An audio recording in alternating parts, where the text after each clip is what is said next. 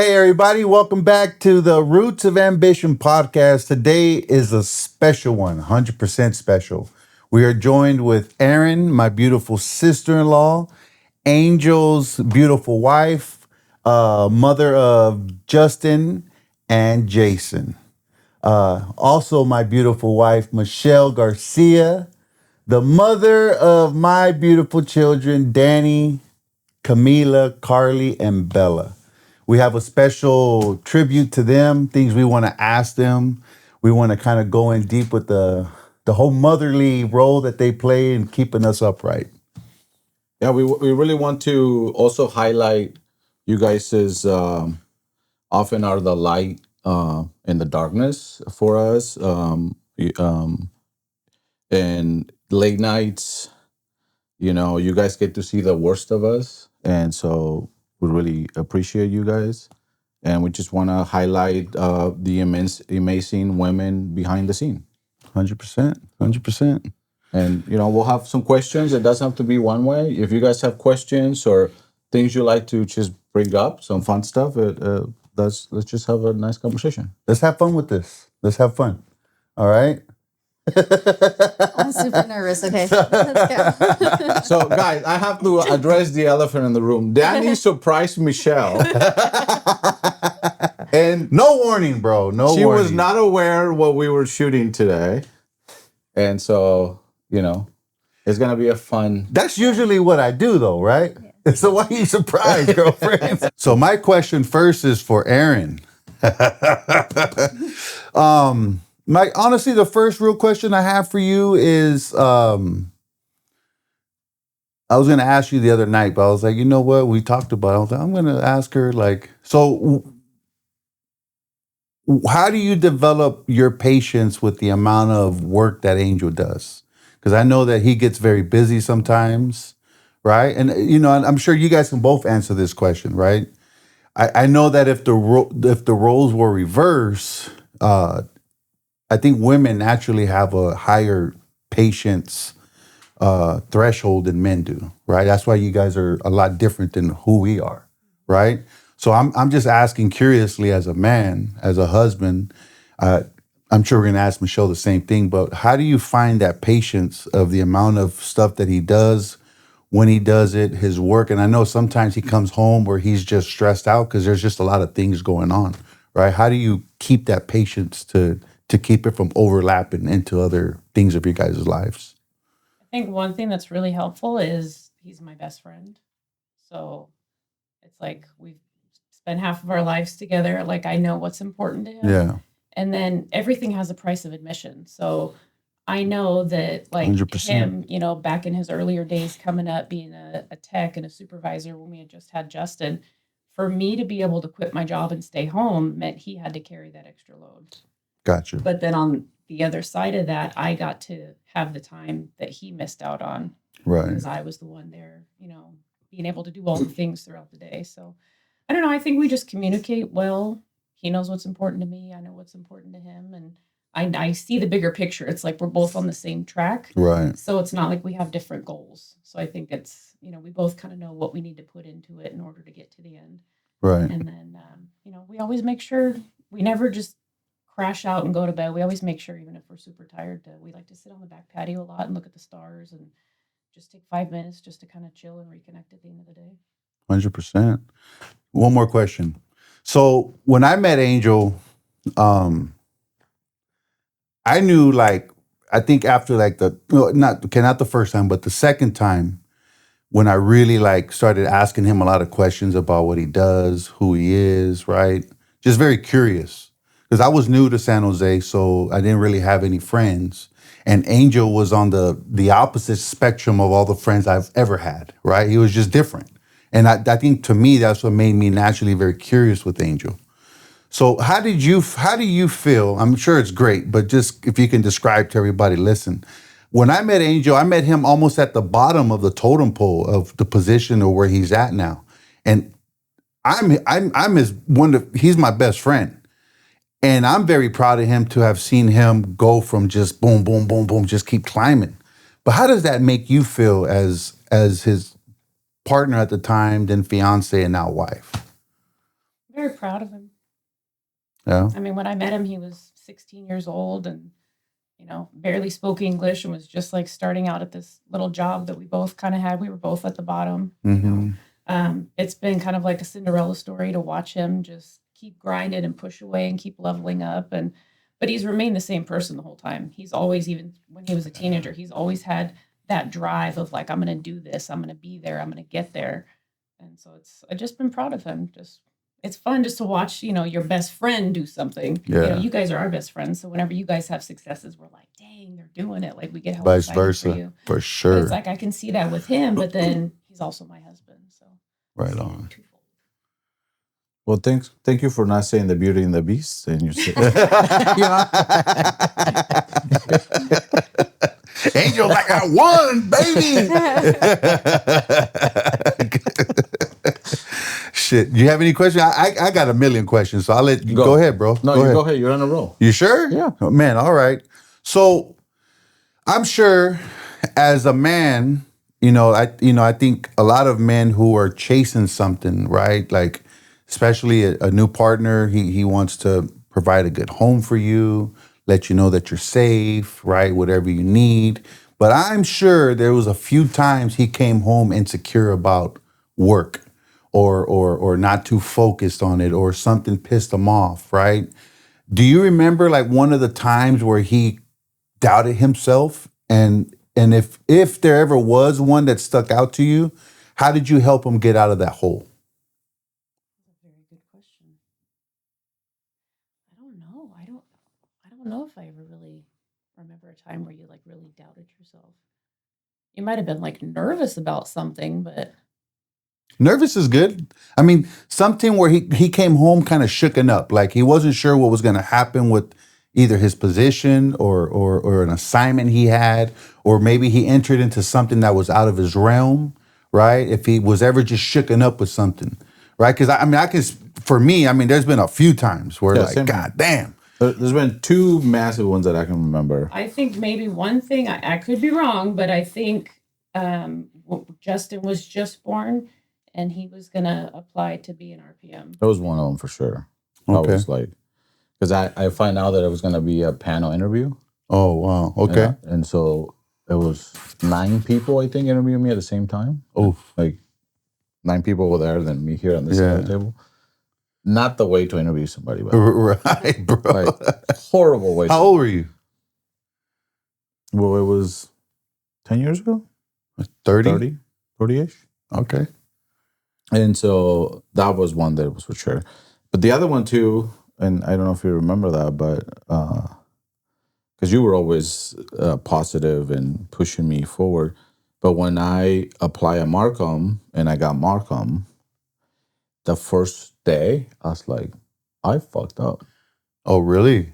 Well, no, because I remember a conversation with you. Over my head. Yeah. It felt like there's no way. Like this is crazy because I show up and on Mondays there was an OEC meeting, which is there's like 25 people around this table, and they're all talking high level stuff, right? Yeah. Like, and they know everything about this project that I just walked into. Yeah. And everybody like takes a turn, and everybody has something to say, and then at the end, it's like, hey, do you want to bring something up? And I'm like, no, I'm good. I'm just, listening. First day here, and I told them, I was like, to be honest, I'll probably have nothing to say for the next few months. Like, I want to observe. But inside me, I was like, wow, I got to keep up with all of this. And obviously that part wasn't my job, but there were still a lot of things because it was such a close quarters. Yeah. It wasn't like, here's the property and then over there, they're building something new. It was building in between buildings. So it was touching operations all day long. And so I remember telling her, I was like, oh, dude, I don't know if I'm going to make it. Yeah. I don't know if I'm going to make it. So, but you were there. Spoiler alert, we made it. And it's funny because it's just a matter of putting the work. I mean, it's just do this. Just you know what to do. You just got to do it consistently, and it happens. But she was there, like, telling me, like, no, you got this. Because I was like, should I call back and get my old lead tech job? Because that's what I seen other people do. Right. They get promoted, and then they ask for the job back, and then they never get promoted again. Right. And I was like, no, I'll just put in the work. And I just started showing up early. And she was a great support because I would show up. I hate waking up in the morning. Yeah. And she, just like, come on, we got to get up.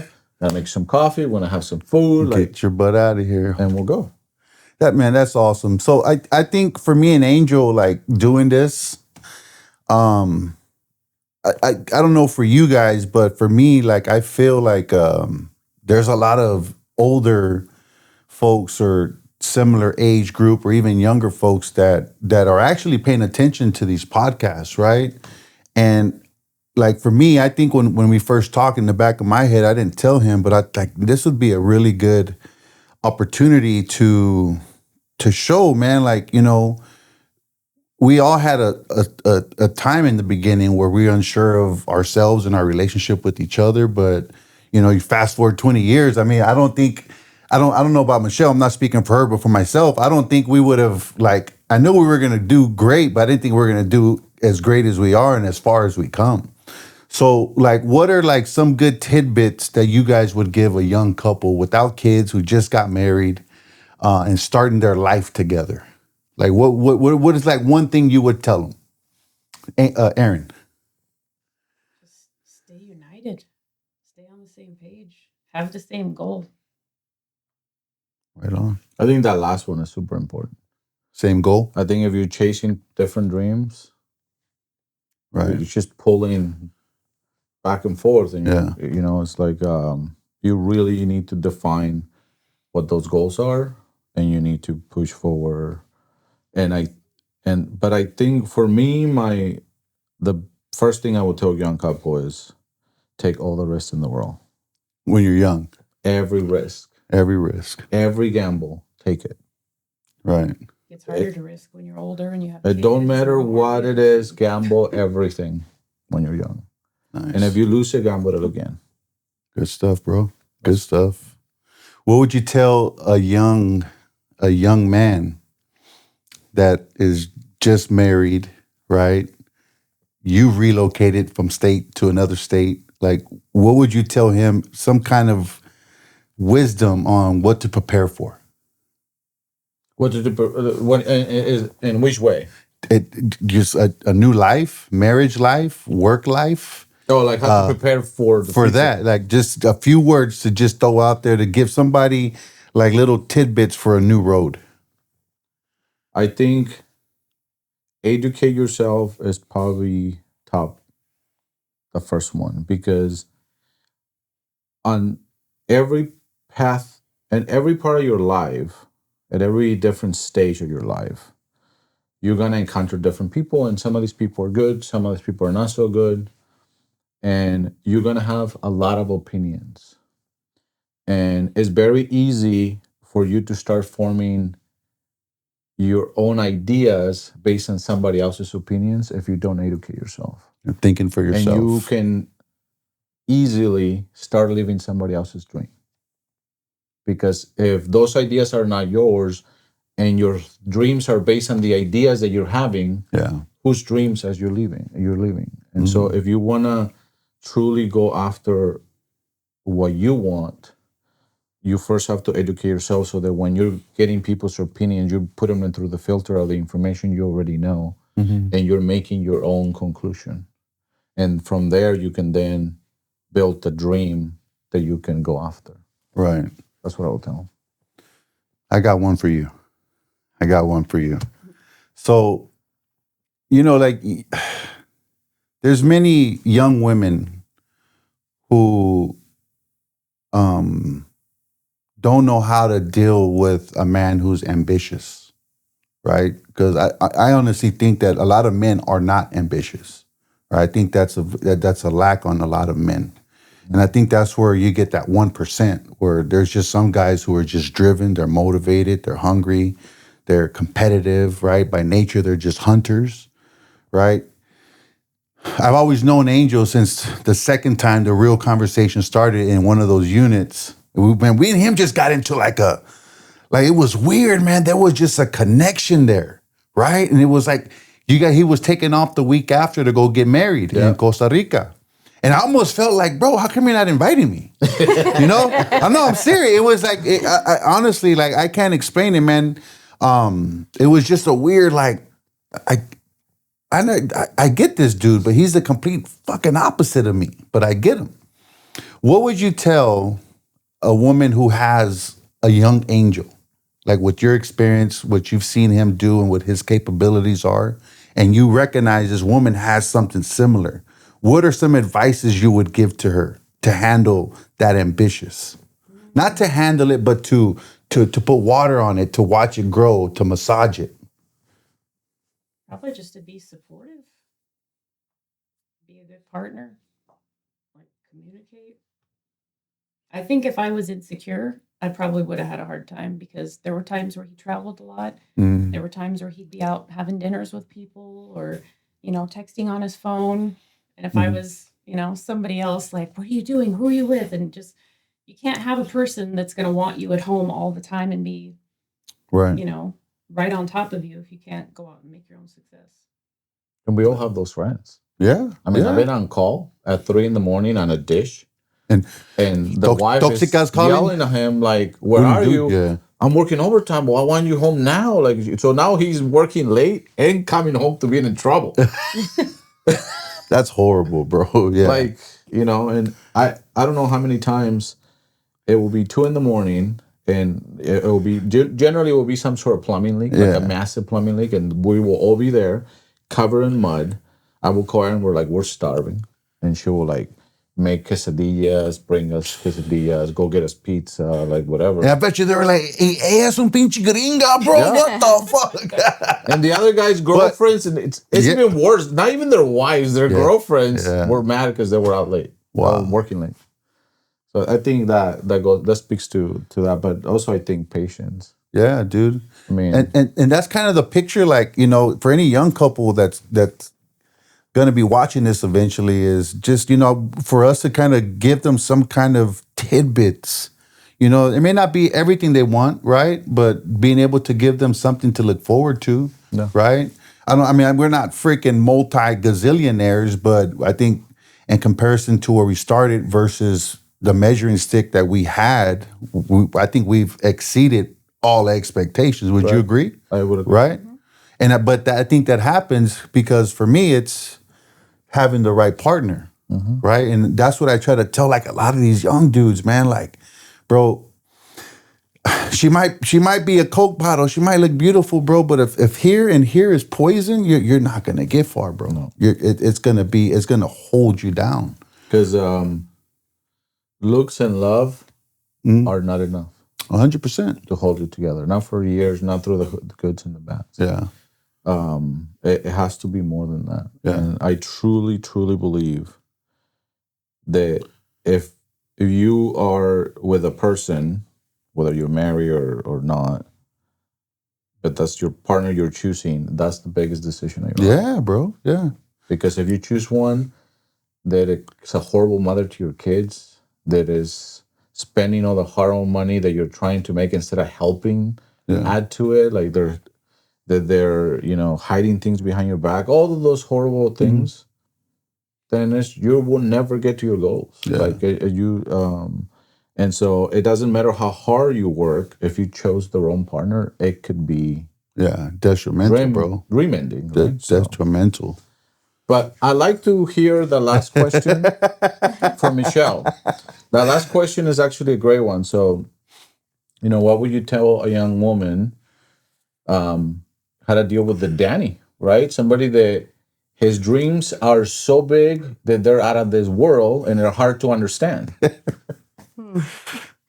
I think it goes back to kind of what Aaron said. You have to choose the right partner and be on the same page and understand that what your vision is together, obviously. Because like you kind of said, if we both have different visions, then it's hard, like, to stay on track.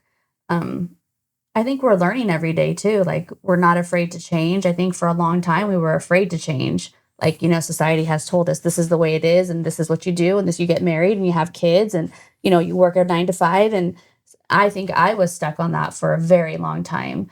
I think our story's a little bit different. We kind of got together and, we loved each other. We knew we loved each other, but we grew up together, I think. So, and then understanding that you know, just being on the same page and communicating and understanding the type of person that he is, that he has very, very big dreams and very big visions. And sometimes the visions are hard for even me to see. Right. So, but understanding that it comes from the 1% of crazy, kind of like you said, and it's not an easy position to be in, but I think that's what helps I'm gonna us. get you a T-shirt that says 1% crazy. Yeah. I ain't that crazy, girl. 1%. Yeah. So now, what about earlier in the relationship? And I know that we had our own things earlier in a relationship, especially when it comes to ideology, and when you still haven't defined those goals and those dreams. What keeps you by his side? What still, like, what is the thing that you're like, no, I'm gonna stick by the side of this That's a good crazy question. guy? Because I know it hasn't always been perfect, because there's no relationship that starts perfect or middle or end perfect. Nothing perfect. Ain't nothing perfect, man. I think maybe because he's never been really wrong. Like, he has big visions. He sees a lot of things, and it's a lot of trust. Like, trust me. Like, I see this, and I mean, I told you, girl. yeah. Very rarely does he ever steer us wrong. So, I mean, I let him lead that ship, and I guess follow it. I don't want to say follow, because a lot of people think that that's a bad word to say sometimes, but I think in a relationship, somebody has to lead and somebody has to, I think so too. be willing to follow. Support. And it's been so awesome in the last 5 years, but the last 10 years, just seeing you grow. And it's like, you're not just sitting home waiting for him to come from war. You're going to war with him. And that has been amazing. It's just to see you grow. And so it is, you do need to have that relationship, right? Yeah. They can't be two captains of a ship. That's just Right. that's just reality. And it's a healthy thing, right? And we need both sides of the things. Our kids cannot handle two Dannys and two Angels, Right. right? No. They need an Balance. Erin and a Michelle, and Balance. so that's why things are that way. But also seeing you grow, and same with Erin, right? Erin's been stepping up outside for comfort zone in the last couple of years, and it's so amazing. And you said how you guys kind of grew up together, and we say that all the time too. But in many ways, we also been on the same ride, Yeah. And you guys been seeing us grow, and Yeah. we've been Beautiful, seeing you, bro. if you think back of when we met in that limo, Yeah. I have to cut to that picture. Yeah. right? It was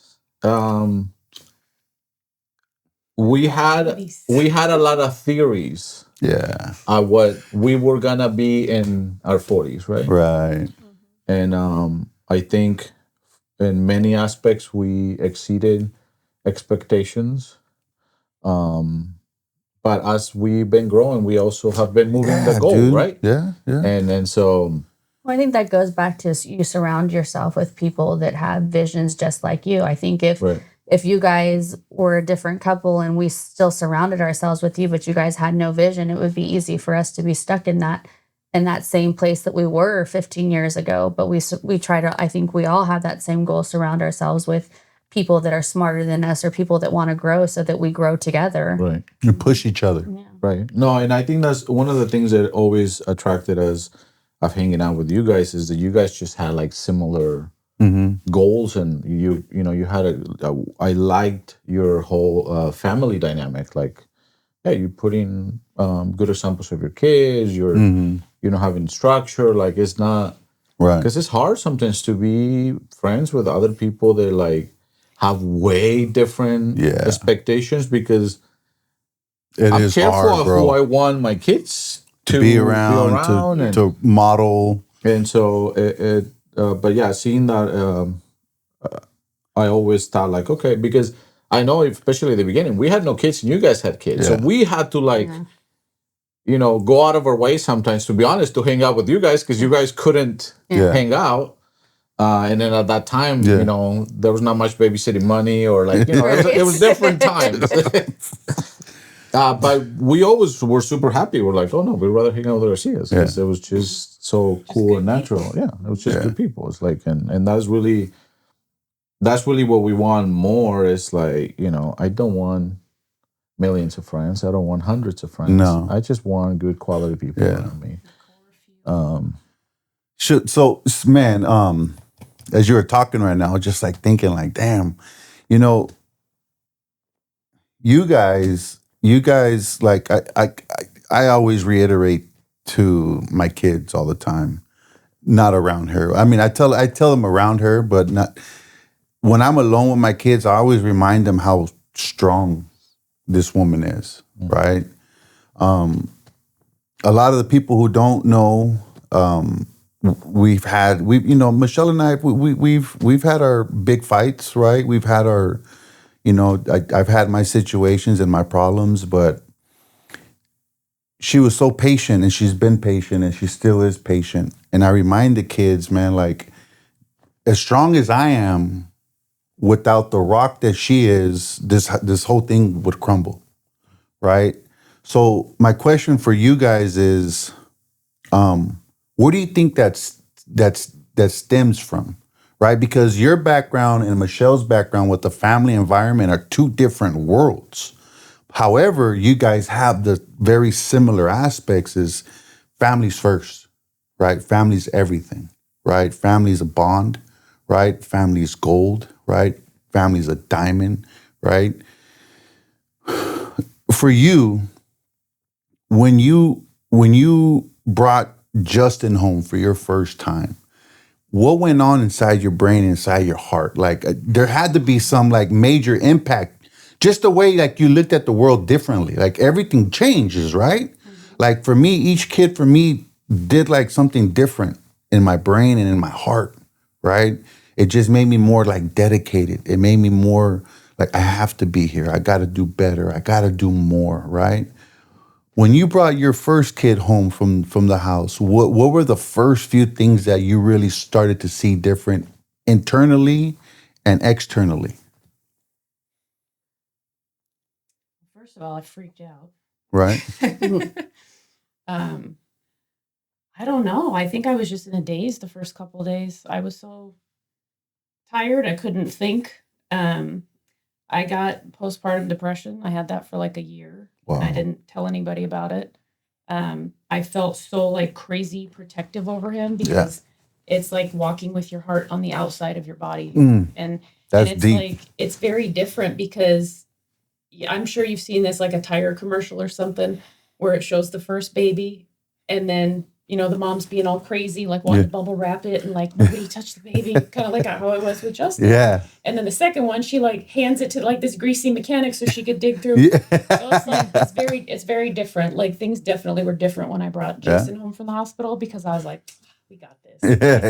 Yeah. But like, I think with Justin, I was just like, oh my God.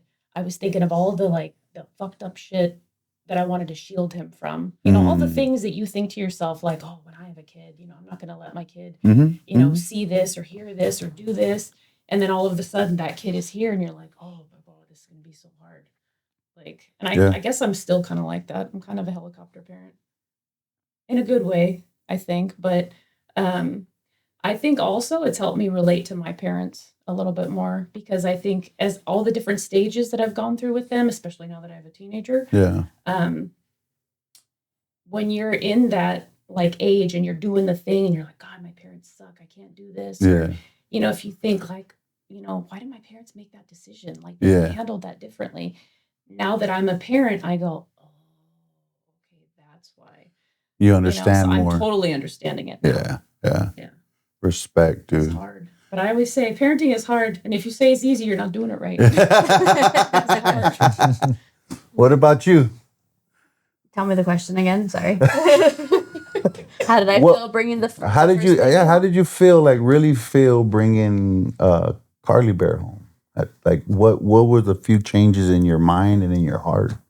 I mean, I think I felt like I was always worried, like, how am I going to love this baby as much as like parents love their children, right? Because I mean, you bond with your baby inside of you, but I think I was just going through the motions of being pregnant and the happiness of being pregnant and the happiness of, like, this is what happens, like how you're taught in life.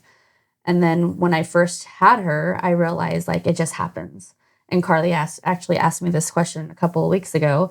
She was like, I'm afraid that I might not love my child like the way that you love us. How do you know? And I'm like, it just happens. Like once you see your baby, it's like a different love than what you could ever imagine. It's not like it just happens. I don't know how to explain it. And you just know how to do everything. Because she's like, how do you know how to do this? And how do you know how to do that? And like, sometimes I forget to feed the dogs. Like, how am I going to remember to that's do a these fair things? question. Yeah, it though. is, dude. Like, and like, how am I going to keep this person alive? And I'm like, I don't know how to explain. It's like that those to you because, mother instincts just turn I on. was like, because I forget to feed the dogs sometimes still, and I'm a mother. I was like, something just clicks in your brain and it just happens, and you do it naturally. So I think for her, like, I just knew instant love. I didn't have postpartum depression or anything like that, but it was just an instant love that comes over you. But I think with every child, it was different. Like, I didn't want anybody to help me with her. I remember that. I didn't want anybody to do anything for her because I was the mother. I should be doing all that. And then when Bella came, I remember being like, how many days did I get in the hospital? Like, I get 3, I'll take them all, And then when I got home, like, I was like, girl, it's time to come home, girl. everybody wanted to help, and I'm like, okay, give me a calendar. Who's going to be helping me the first day? Who's the second day? And then when Camila came, because she came so much later and after, miscarriages and stuff like that, I think I became very protective of her again, like I was of Carly. Right. So yeah, just different experiences with each one of them. You're an amazing mama. That's why I call you Mama Bear. What about when you brought Debo home? How was that for you? Because you have embraced him so much that sometimes I feel, at least from my perspective, that he's the baby. Like, right? Shit. He still is, baby. I mean, he's definitely the most spoiled one. Yeah. Or the more from you that I see you spoiled. Well, because he's the boy. Yeah. And I think he's harder on him than he is with the other ones. And I think that's kind of, changing comes in. Like, you change as you grow up, I think he was a father at 15. So his way of thinking at 15 is very different of his way of thinking with Camila now at 43. Right. Totally different parent. Totally. Right. So I think, and he, from where he came from and where he lived, it was a very, thuggish mentality, I guess. And he's evolved over the years with that. But I think I had to protect him a lot from the yelling, from the bad words, and I come from, like he says, like a Mayberry home. My parents fought and stuff like that, but compared to like where he came from, it was two different worlds. And when little Danny was younger, it was always very protective of him. Like, you don't need to like talk to him like that. You don't need to use those words. You can, communicate with him differently. Like, it doesn't always have to be like, you're a man, don't cry. Right. It doesn't always have to be, you have to be strong. Like, he's allowed to have feelings. So I think that's where I think maybe you see the spoiledness come out. And because he's the only boy, I think, and he's the only boy in the whole family. Right. It's nine granddaughters and one boy. So I think everybody's a little bit more protective of him. Man. Do you think as he's telling you these things about things that you should or should not talk to your kid, like when she's giving you advice, how much did that help you grow, not just as a father, but just in general? Oh, bro. I don't remember the exact day, but I remember the time frame. We had just bought the house in Crestline in Lemon Grove, maybe like a month into it. So I would have Danny 1 week, and then 1 week her, 1 week we'd have Danny, and it went on, right? And Danny started playing football. And I remember Danny had to lose like, I think 20 or 30 pounds to be able to play in his age group. So I remember getting so frustrated because every time he'd go to his mom's house, he'd just pig out. And he'd always tell me how bad he wanted to play football. And I remember being I was already frustrated with work because I was in transition of not being a technician no more. So I was stressed out because I was trying to learn this new thing and trying to help Danny and dealing with, we just got this house and we have the baby coming. So I was just, as a young man. But I remember I was immature, right? Young, didn't really care about the way I talked, how I talked, where I talked, when I talked. If you didn't like it, F you, right? Mentality. But I remember when she first really got in my face as I was yelling at Danny because, he wasn't listening. He was gaining all the weight back. And like, for the whole week, we'd put him on a strict regimen, right? We'd have him running with him, walking with him. But I remember I got so frustrated with him when I first saw him, like, man, you gained another 10 pounds, bro. And I remember I lost it. I don't know if you remember, but I was in the bathroom with him and I was, he was a kid, bro. I was still a kid too, right? And yelling at him and dropping F-bombs and doing this. And she opens the door and she got in my face and just like, you can't talk to him like that. He's a child, right? You can't use these bad words, right? That is wrong.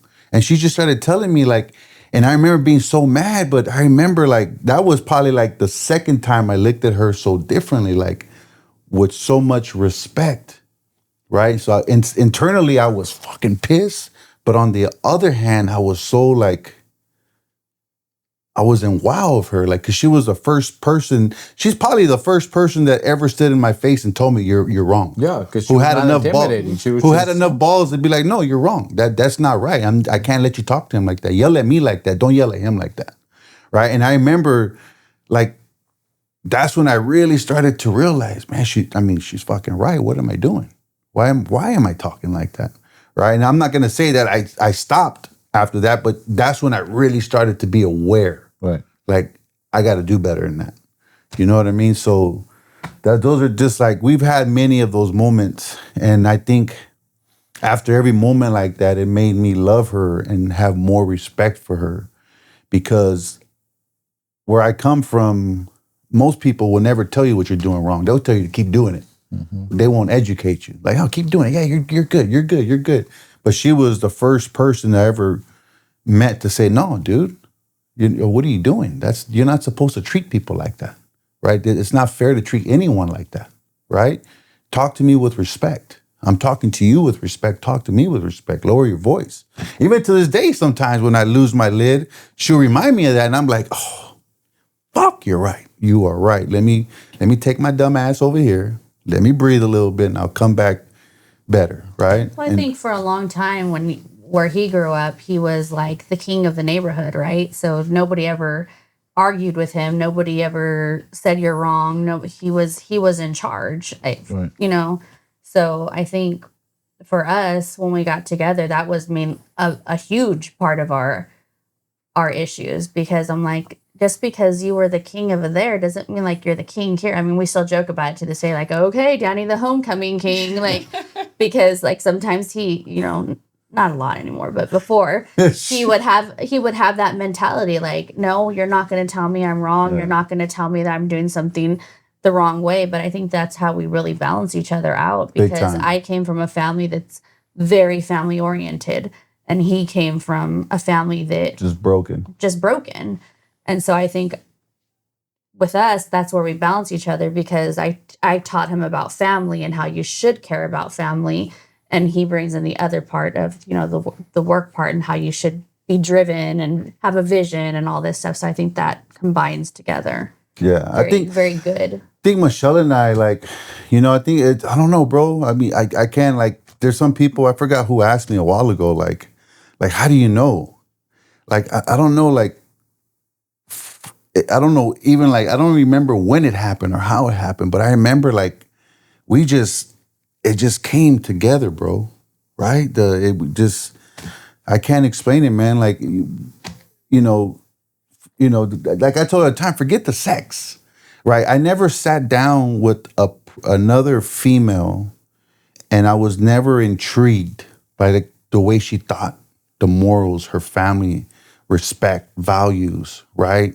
But she knew how to get what was inside here out here. Mm-hmm. And she knew how to paint the picture. And I never listened to anybody, bro.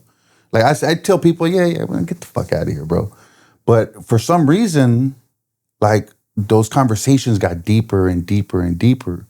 And I really started to hone in on like, man, we got something different here, right? Like I was like the Beauty and the Beast type of shit. Like you're on this side, I'm on this side, and just something magical brought us together. And I wish I knew how to explain that more to people. Like it's just 100% soul connection. There's 8 billion people in the world. And I don't like, she's the first person I ever met, first female I ever met that brought me peace. Like I when I was around her, I just felt peaceful. I didn't feel like I was in a war. I didn't feel like I had to keep my guard up. I didn't feel like I had to watch my back, right? With her, I always just felt peace. Like she brought peace to my aura. Does that make sense? That makes Soulmate. that makes 100%. Yeah, dude. Like, It's like home. I try to explain that to people, but I feel like, man, if you don't understand it, then no matter what I tell you, you'll never understand it. You dig what I'm saying? Like now, you guys understand what I'm saying. That's how it was for me and her, because we, from day one, we never had like a normal relationship where like, you date for this long. And like, we were just from day one, we're doing everything together. We're just like, it just happened. Like when we realized we were already living together. Yeah. Right. We never really even thought much about It's it. kind of hard to tell. Like the kids have asked us, like, when did you know you fell in love? Like, when did you? And I'm like, we didn't really. Like, no. Like it just one day he moved in and he just never moved out. Like There's there was no never an Juliet. aha moment. Yeah, like, there's no Romeo and Juliet moment where Yeah. it's like, this is when it happened. It's just, Like before her, bro, like any female, I just didn't, like, was never intrigued. Like, bitch, don't talk to me. Shut up. Go over there. You know what I mean? I was that dude. But with her, it was like, man, I wanted, how was your day? Right? What did you do? How did you do it? Right? Where's your family from? Right? And she would ask me questions that no other person would kind of ask me. And she's the only person that I've ever been able to be vulnerable, 100% vulnerable with. Right? And I understand, like, when you're in love, when you're able to be vulnerable with that person, like nothing's embarrassing. Yeah. You know what I'm saying? And I wish, like, I wish I knew how to put that into context for younger people to really understand that shit. it's so hard to explain. Yeah, dude, Because it's right? a feeling. Right? And there's like, I don't know, there's chemistry and all this stuff mixed into it that is hard to explain. Yeah.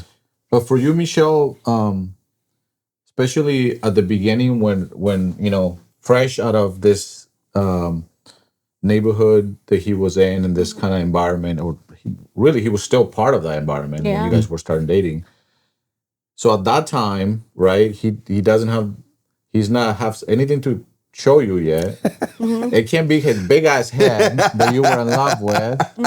So like, what was it that was like, I'm gonna, like, there's more here, and I'm gonna, before any of the magic happened, something else has to happen, right? Was it just that he was the bad boy and you were into bad boys, or was it? I mean, honestly, I think it was that for both of us. I was, the good girl and he was the bad boy, and it was never supposed to evolve to what it did. I was coming out of a really bad relationship, out of a divorce, and he was coming out of a really, like, I don't know if bad relationship, but something that he didn't want to be in anymore. And it was kind of one of those things that we just, let's just have some fun. And I remember him telling me all the time, like, I'm just having fun. Like, don't get attached. And me too. Like, I was like, don't get attached to me either. Cause I'm like, I just came out of a divorce. I don't want anything either. And we kept telling each other that. And then like I said, one day he needed a place to stay, and he was like, it's just temporary. And he moved in temporary.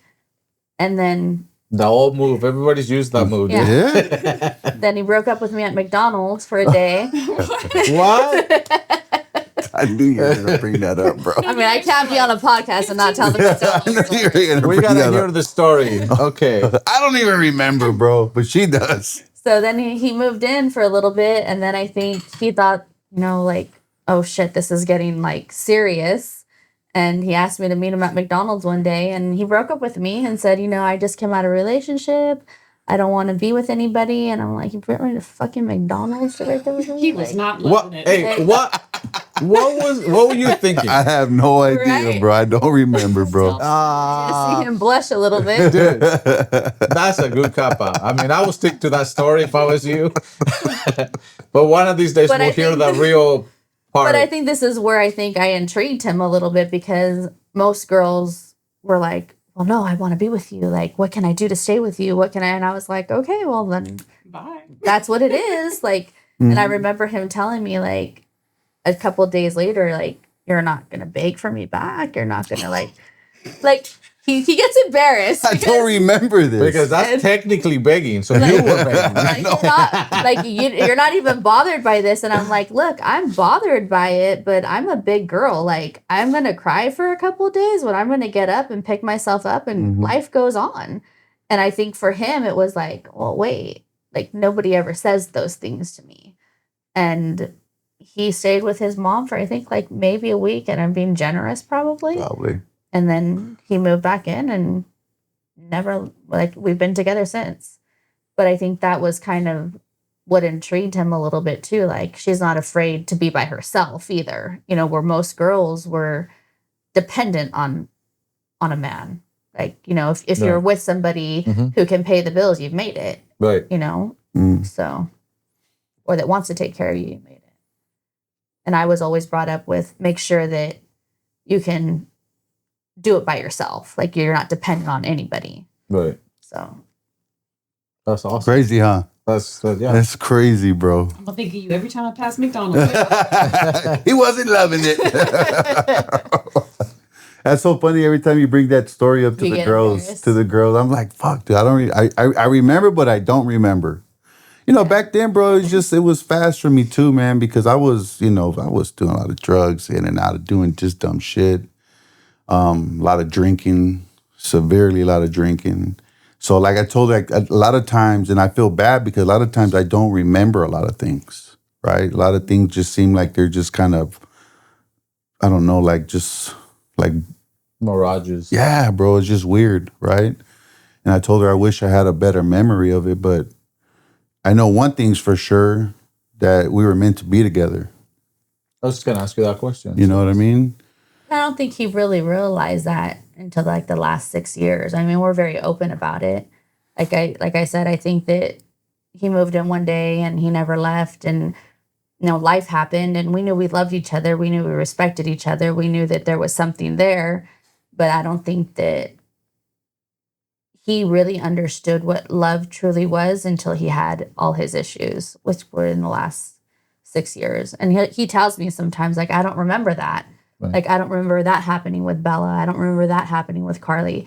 And that makes me sad sometimes, because I'm like, how do you not remember that? Like, how did I live like that for 20 years and not realize like that you were so like high, like, or that you were on drugs, or you were doing something that I couldn't pick up, Right. And he has memories, but like there's a lot of things that I'll tell him and he like really just doesn't remember.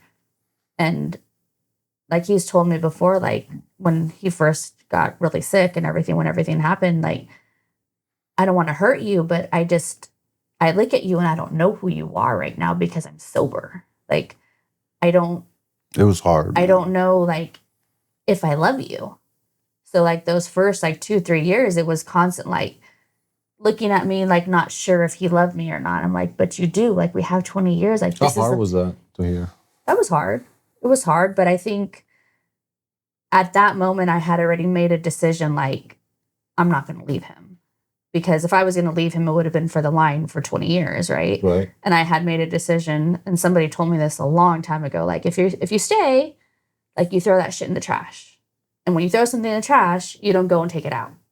So that's such a good way. Like, if you're going to stay, then that's what you're going to do. And so for me mentally, like, and I think I've told Aaron this before, like, I could sit here and cry about it and get mad about it, because I think any woman could like be pissed about it if you really let yourself be pissed about it. But I just made an active decision, like, this is what we're going to do and we're going to move forward. And the only way to move forward is to not keep taking it out of the trash. So that's the only way that we're going to make it. Because if I let that resentment get to me and I let, 20 years of like him not understanding if he loved me or not, or what we went through, or he doesn't remember, I mean, I'd be pissed off every day. Right. So it was just more of an active decision that I wasn't going to go back and. But as you, now that as he's healing and things, and he's more, and he's present, and you get to basically, both of you are falling in love again, right? Because it's like new person. He's literally a new person, and you getting to meet her because you're present now. Are you able to connect now? Like, for example, now that you seeing a more real present part of Danny, even though over those 20 years, I mean, I'm sure there's many memories that are still his core. Like, that's still Danny. It might have been under a filter of substances that he was doing at the time, but there was still, like, does that bring some closure as you're kind of connecting some of those? Because at least from the outside, I seen amazing memories of you guys during that time. Yeah. There were still good memories, even though obviously it has some bad part of it because you were on some of those times you were under the influence. Yeah. But they were still, good time or good memories. I think for me, because I have the memories and then I tell him the memories and then, I mean, he remembers some things. And then as I tell him the story, like he'll be like, I do remember that part, or I do remember that part. And I think as he's slowly been healing through the last 5 years now, it's been 5 years, the memories are starting to come back a little bit. Okay. But the first 3 years, it was like, there would be times that he would look at me like, I don't know who you are. And I'm not sure if I love you. And I'll be like, the fuck you mean? We've been together for 20 years. Like, what do you mean you don't know? And I think just in my head, he'll come back to you. He'll come back to you. And I think for myself, as he was healing, I was doing my own healing and understanding what he was going through and things that he would say, things that he was going to say, like to make myself not be hurt with them, because this is what every addict says.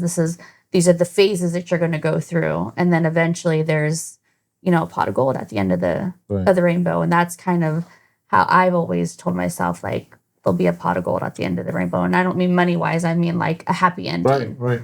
Yeah. And that for me is what's kept me going, because I knew that wasn't him. I knew it wasn't him. And I knew eventually he would come back to me. And like the first 3 years I would tell him, like, you'll come back to me. You'll come back to me. Like, I'll just be patient because I know it's going to take time. I tell you all the time, I don't think I tell you enough, but I love you, baby. dude, he's the luckiest man alive. Sheesh. You're 100%. such a strong woman, and I know when you went through your stuff, it was tough, and you recovered, and obviously I think a lot of us focus on like, oh, Danny pulled out of this, but really, man, you were the MVP. 100%, bro. Like you make sure your family didn't fall apart. It was pretty impressive to watch. So you took your vows seriously. Yeah. As I tell people, like I tell the kids all the time, man, the strongest person in this house is not me. It's her, because I put her through hell. I mean, when I was during 2020, when they told us that there was no facilities you can go to right now to sober up, I just remember my heart dropping, like, I'm gonna have to go home and sober up. Well, we didn't really know what to do. Like, he tells the story, but I think his memories doesn't remember everything that was said. But it was during the year of COVID, so everything was closed down. If you were to get into a rehab facility, it was because you were like severe, like, and they had told us that he had to meet all this criteria before they would actually take him in. Right. And I remember thinking, like, what am I going to do? Like, I've never dealt with this before. Like, in a matter of like 2 days, like I I heard that my husband had tried to hurt himself and that he was a drug addict for 20 years. And then, you know, now there's not a rehab facility for him. Like, nobody prepares you for that. And I'm like, what am I going to do with my kids? I had just had a baby. Like, what am I going to do? And I remember I talked to my brother about it, and he was like, you're going to have to do it at home. And I'm like, do what? And he's like, you're going to have to make a rehab facility in your home and just kick everybody out, send them, you know, with your sister or with our sister, and you're just going to have to do it. And he prepared me for what was going to happen, but I don't think anybody could really prepare you for what you were going to see. No. Yeah. I mean, that's not Yeah. something you've been through before. Right. So how could you be prepared? And I tell the kids all the time, like, because we get into our fights here and there and we have our issues. Like, I'm sure everybody has their issues. And one of the questions that my older ones have always asked me when all of that happened, like, why did you stay? Mm-hmm. Like, why? Like, and I'm just like, well, you know, I made a vow, and I know 100% that if the tables were turned, your dad would take care of me, you know? So I mean, that's what I chose to believe in. And I knew that it wasn't him, and I knew that we had to get through it. And, you know, we did what we had to do. But when I say I saw the devil, I saw the devil. I believe it. Yep. Boy. And I think that's why I keep saying, and I said it earlier, I say it again, have you chosen a weak woman? Oh, You yeah. may not be here today, literally. No, 100%, bro. Like, it's the decision of choosing an amazing partner literally has saved your life. Yeah. I agree with that. Yeah, and obviously you did it unconsciously, but Yeah. that's the result of it. 100%, man. I tell her all the time, bro. Like, you know, thank you for loving me. Thank you for being patient with me. Thank you for always having my back. Thank you for being there, right? Just thank you, you know. And then I'm gonna do everything possible. I'm gonna work on this every day. I'm gonna make better decisions. I'm just gonna keep moving forward in the positive direction for everybody here, man. And that's why like, my first question was, where do you guys get that patience from, right? Is it truly love? Is it just a family thing, or is this? I think it's something built internally with females that they just have. That I'm not saying I'm not patient, but I think it's just a different level. It's a different atmosphere of patience that you guys have, right? I think it's the DNA connection they have that we don't have, right? I mean, they're literally connected it for 9 months to these children. Like, their blood is going through their blood. Like, it's like, I thought about this before, and it's like, I mean, it's just, we all have moms, and the love of a mother is just, Yeah. there's no, I don't care how good of a dad you have. The love of a mother is just Unwavering. Yeah, that's the word. Unwavering, bro. It doesn't fold. It bends, but it doesn't break. It's like 100%. And I think I never understood it as good as I do now until I became a dad. And I try really hard, and I, you know, hold myself to a really high standard on how to be a dad to my kids. And I'm constantly trying to improve, and I'm constantly critiquing my parenting and stuff. But even then, I know, like, I'm another mom. Yeah. He always tells me, just, this place crumbles, like, don't ever die. All the little extras that I do. For like reals. the night before their birthday, I wait for them to fall asleep, and then I decorate the house. I do Dude, all the little things. And I'm so cynical. I don't like holidays. I have a hard time celebrating things like that because I just never did it, right? Yeah. So even he's to the this same day. way. Yeah. He's the same way. Like, you know, I'll do Christmas and stuff because everybody's doing it, but like, if it was just me by myself, Whew. there'll be no holiday. There goes your muffin. There goes your little toy. Happy birthday. C'est la vie. I just like to make the magic for them, though. Yeah, like, dude. Yeah. I love to live vicariously through them. I love to see things through their eyes. Like the first time we took them to Disneyland, I love Disneyland. I'm like a Disney nerd anyways. Yeah. But just, I was watching them like, Like, you know, Their being on the smiles, their ride, I was even reactions. looking, like when we went on, what's the Lightning McQueen, the Cars ride? Yeah. Yeah. Oh, Love yeah. That ride. That ride was amazing. We stood in line like 2.5 hours. I think that's my favorite ride to there. get Justin on that ride.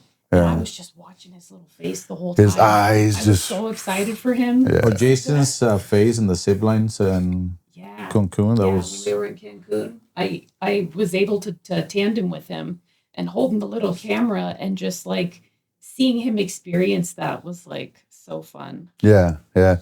Heck yeah. So I got a question for both, and Michelle, you can answer first. What do you hope for your kids, just in general? Good question.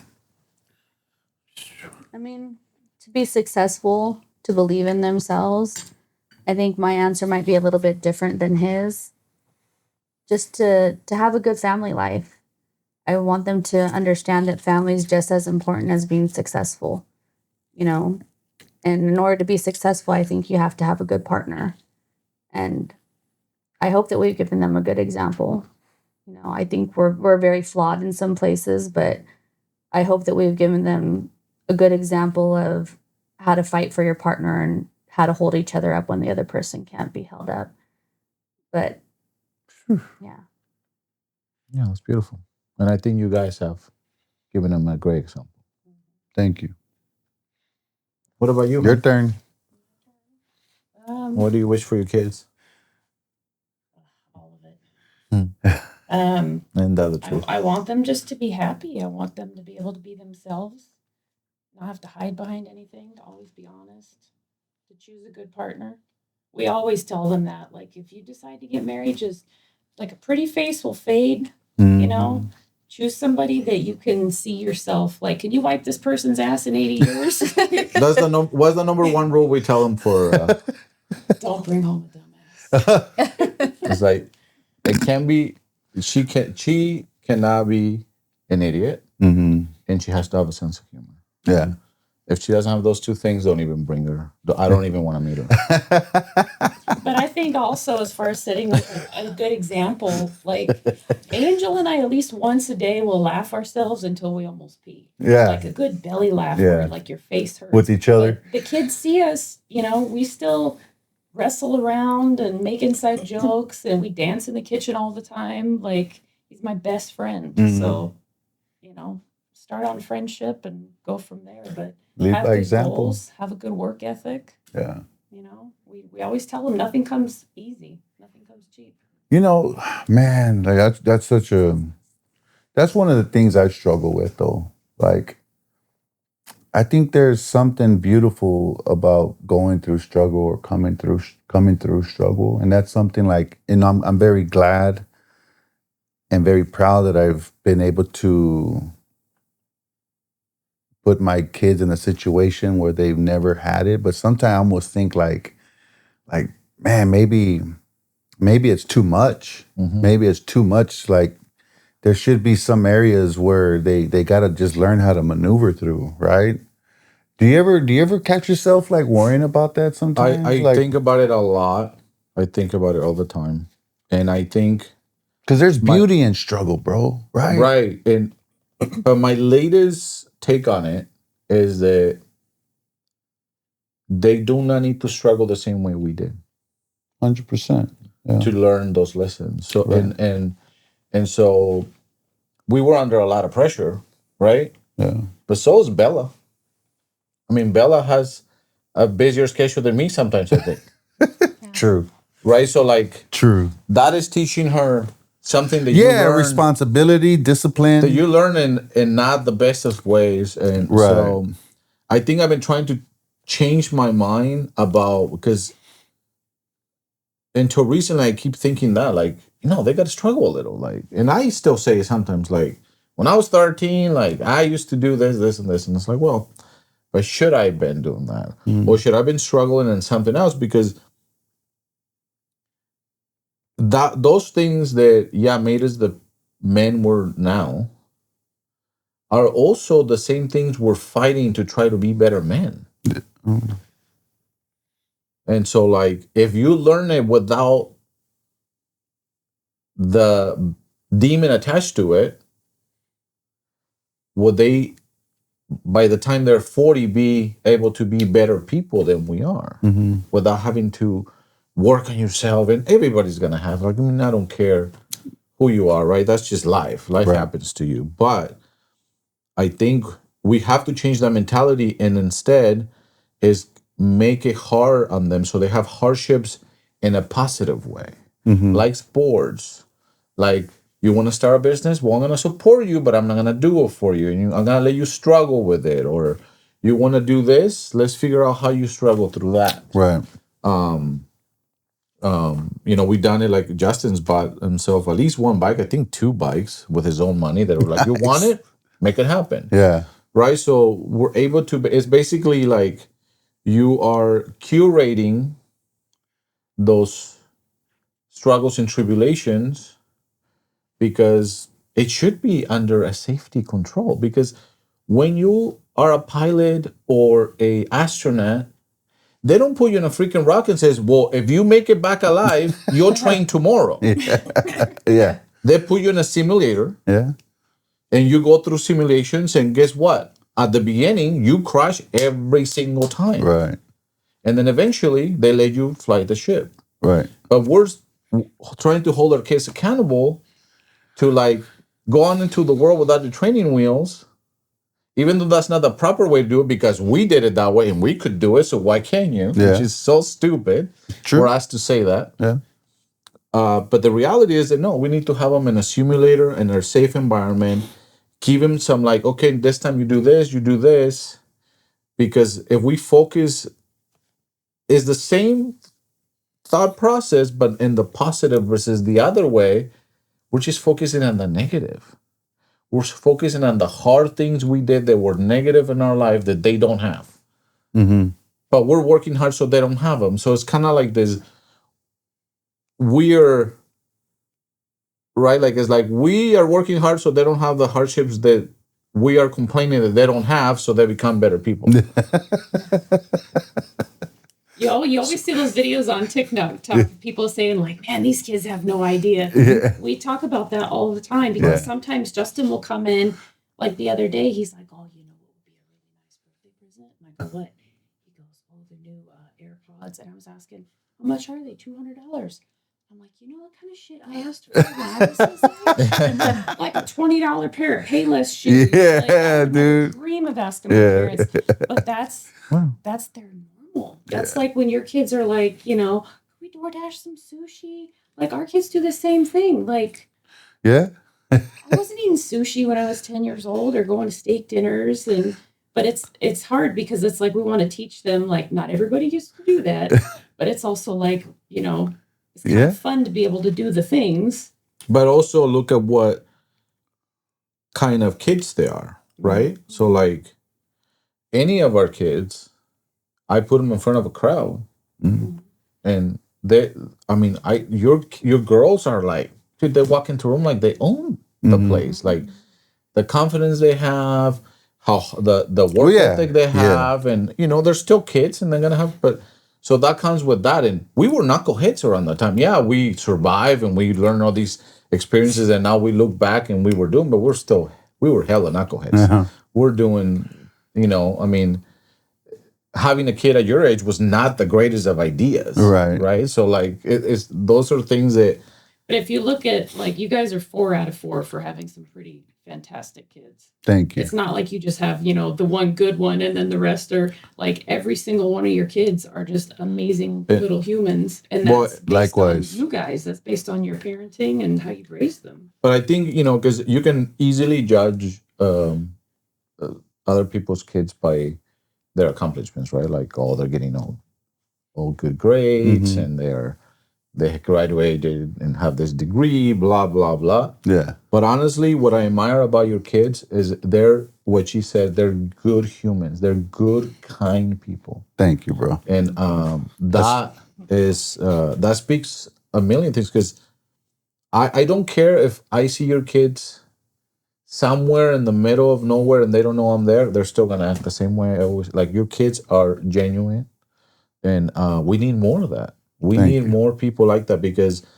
the individual career goals or business goals and stuff, They don't need us. They're gonna figure it out. Yeah, bro. They're gonna figure it out. But I think that comes with the values that we've instilled in them. Right. I mean, when it comes to struggle, I don't think that they don't have struggle. I think their struggle is different. Exactly. And this is what I try to tell him all the time, because sometimes he'll get mad that, little Danny's having a mental bad day, and he's like, he doesn't even know what hard work is. He doesn't, Right. Or Carly's like, I'm just having a bad day. And she's not allowed to have a bad day because like his bad days were worse, And I tell him all the time, like, just because your bad days were worse doesn't mean, it doesn't invalidate their bad days. Their bad days are different. Like, they have struggles also. Like, I mean, damn it, Michelle, you're right. yeah, they can't do anything without like it maybe ending up on the camera somewhere, which is what I have to remind him about all the time too, because we lived in a day of age where like you can go cuss out somebody on the side of the street and nobody was going to know except, your next door neighbor.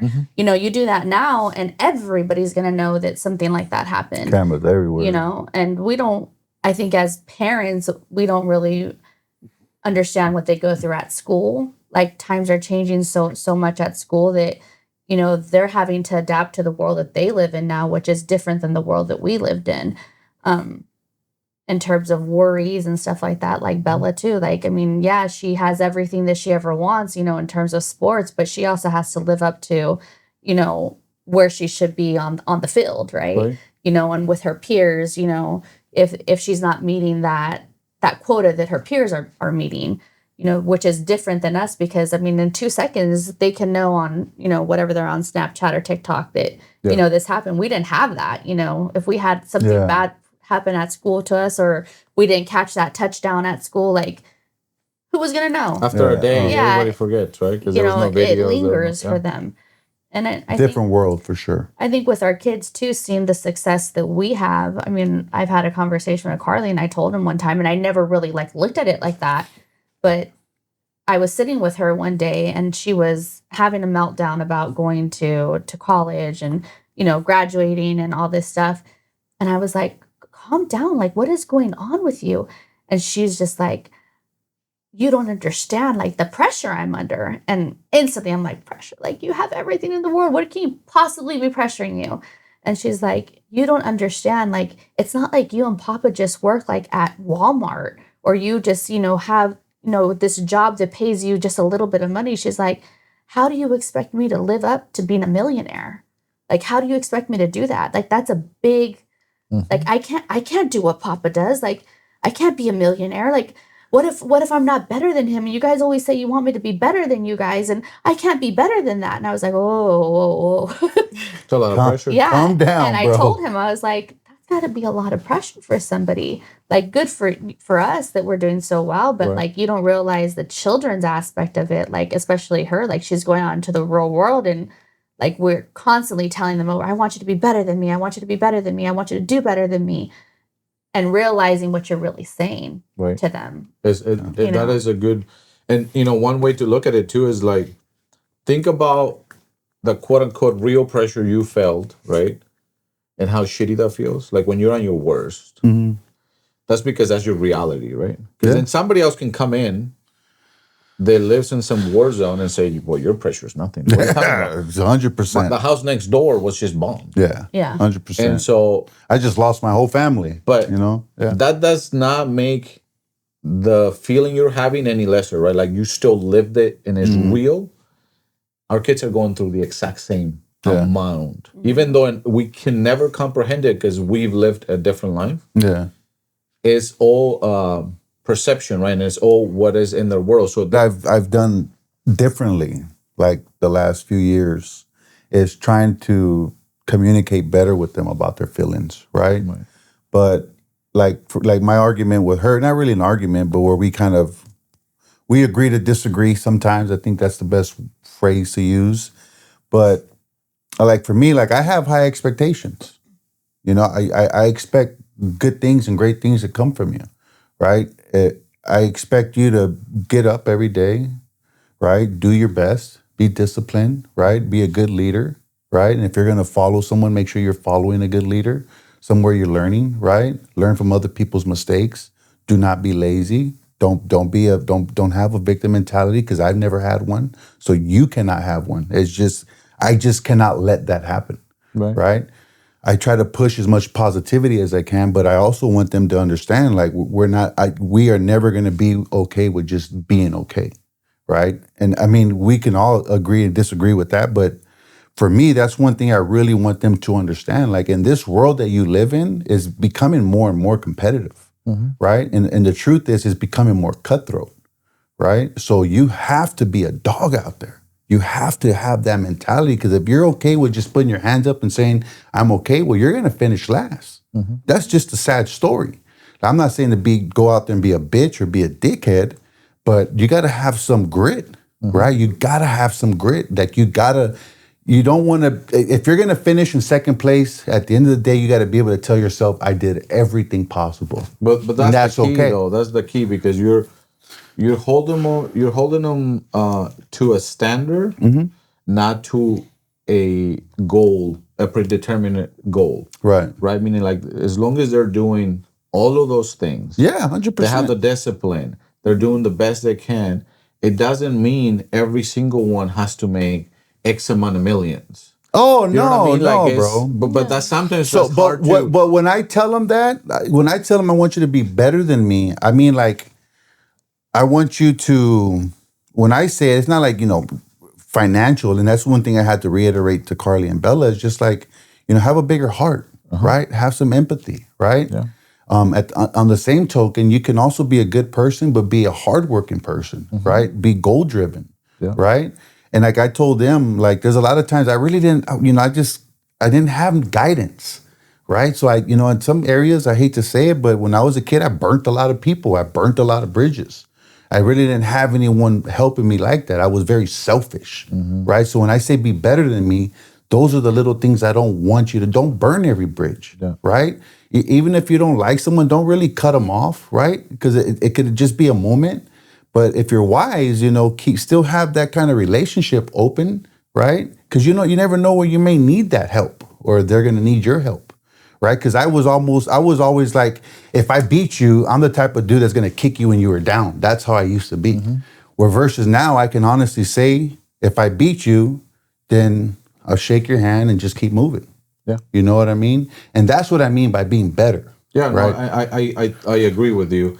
I think, and it's important that we keep explaining that to our kids, that that's what we mean, versus, because I think sometimes, kind of to the earlier thing that you were saying about Carly, like, sometimes they misunderstand it. Oh yeah, right? bro. Because I've told Justin before, it's like, listen, we were talking a couple of nights ago. He was having a hard time sleeping because he's under a lot of pressure. His speech is due next week, because he submitted to try to speak at graduation. And Oh really?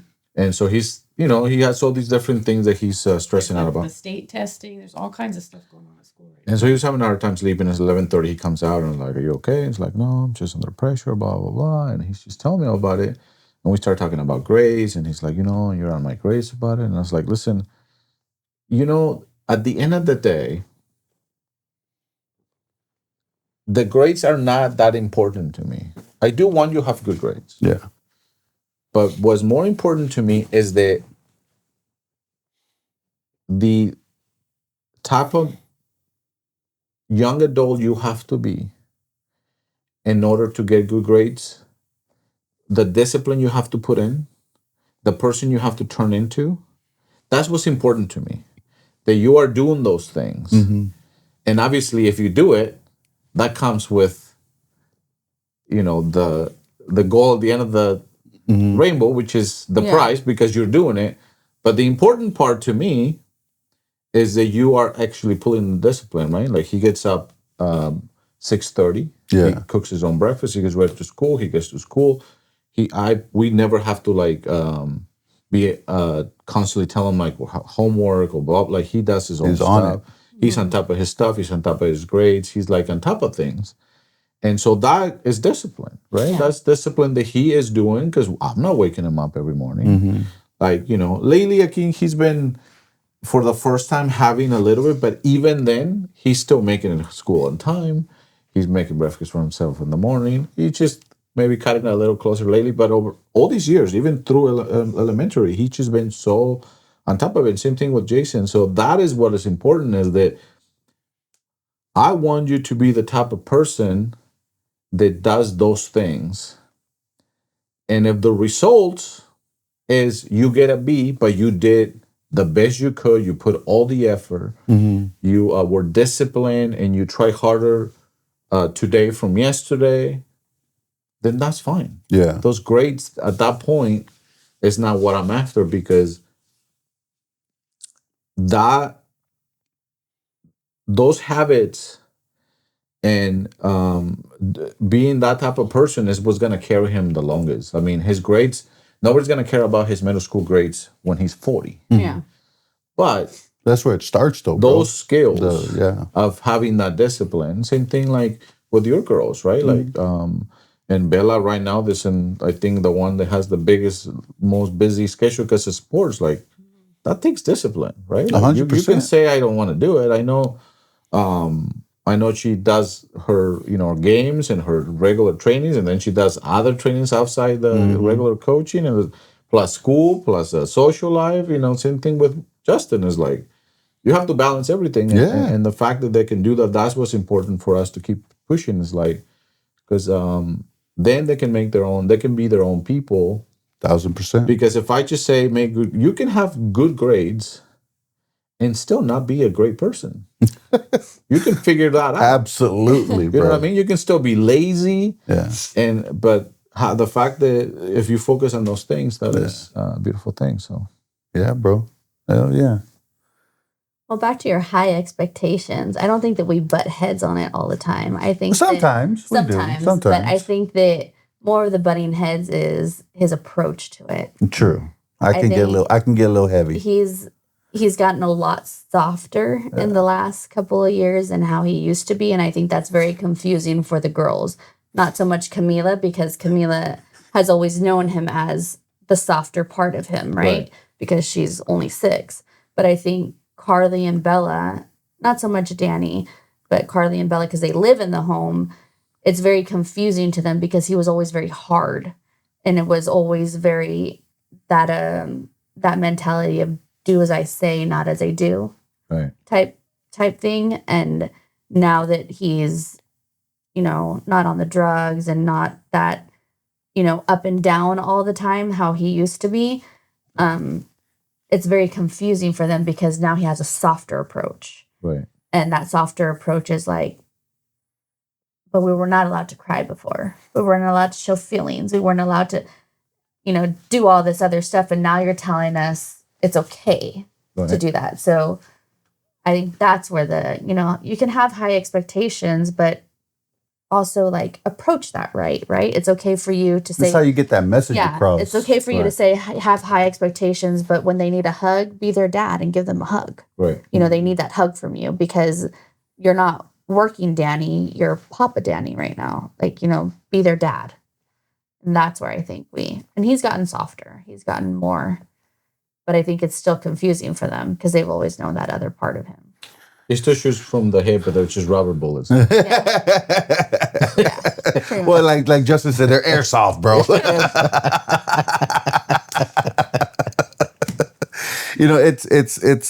It's amazing, man. Like the last 5 years, just the maturity process, the healing, developing a closer relationship with God, getting to know God, being more aware, being 100% more conscious rather than living my life subconsciously, right? More aware of my emotions, my feelings, and being able to talk to the girls, bro, like just more like it's weird because they look at me like they look at me sideways sometimes, like is this a trick? What the hell is this motherfucker on, bro? Is he drunk again? Like, no, girl, I'm good. I'm trying to talk to you.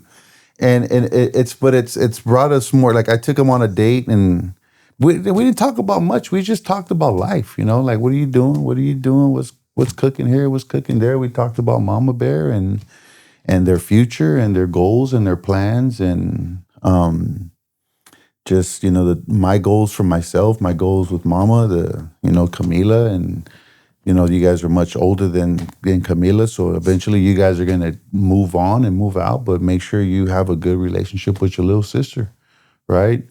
I think with me, I really try to bring unity to the siblings because I never had that, And I always tell the story. I grew up with a bunch of friends in the neighborhood, right, and families.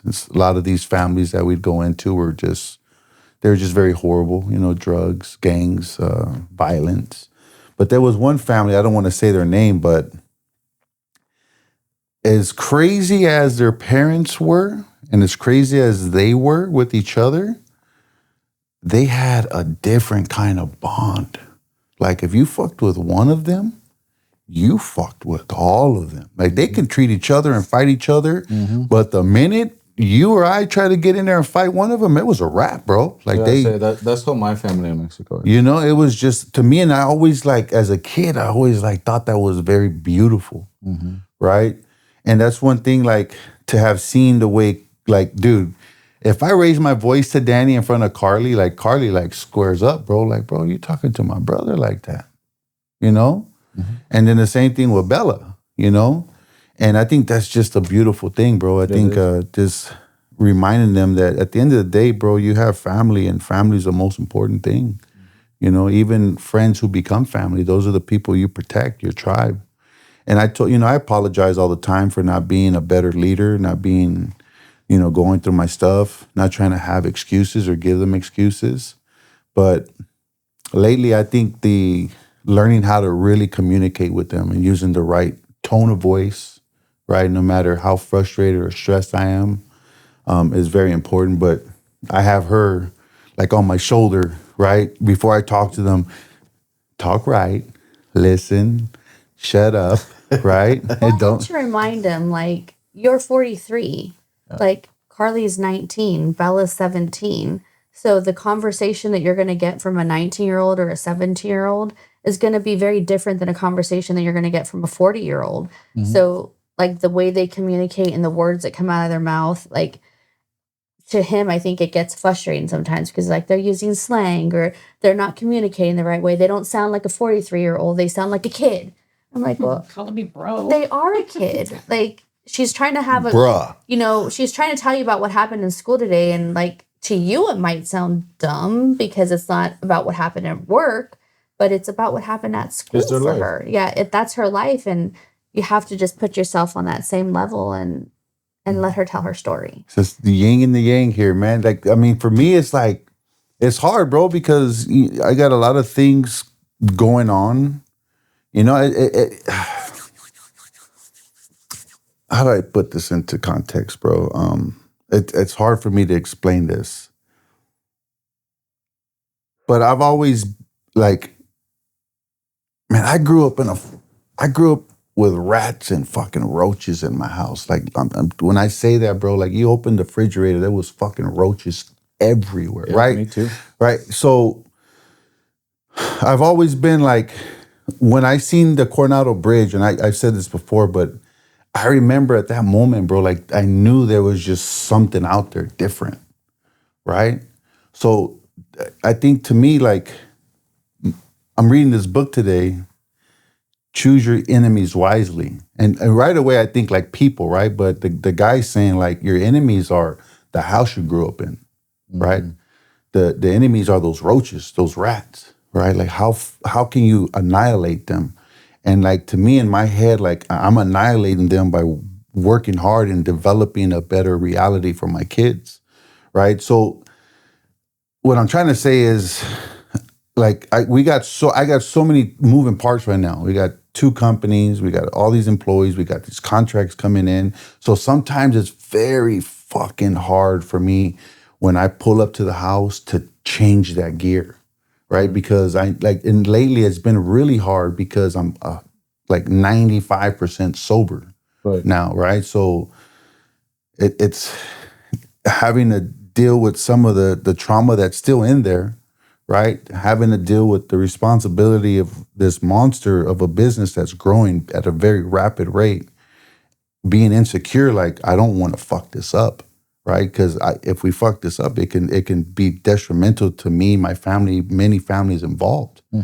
So, and this is a challenge that I know that I have to overcome. But like, so sometimes when I'm talking to the girls, it's like I'm trying to focus, bro. I'm really trying to, and it's just in my brain. So I have a question about that. So I tell her, like, God, and it's not their fault, and I'm trying not to show the aggravation or the irritableness or the impatientness, but I know it's something like, so usually, like it was an excuse before, but smoke some herbs, fucking drink some beer, take some shots, and to me, like I look at it now, like that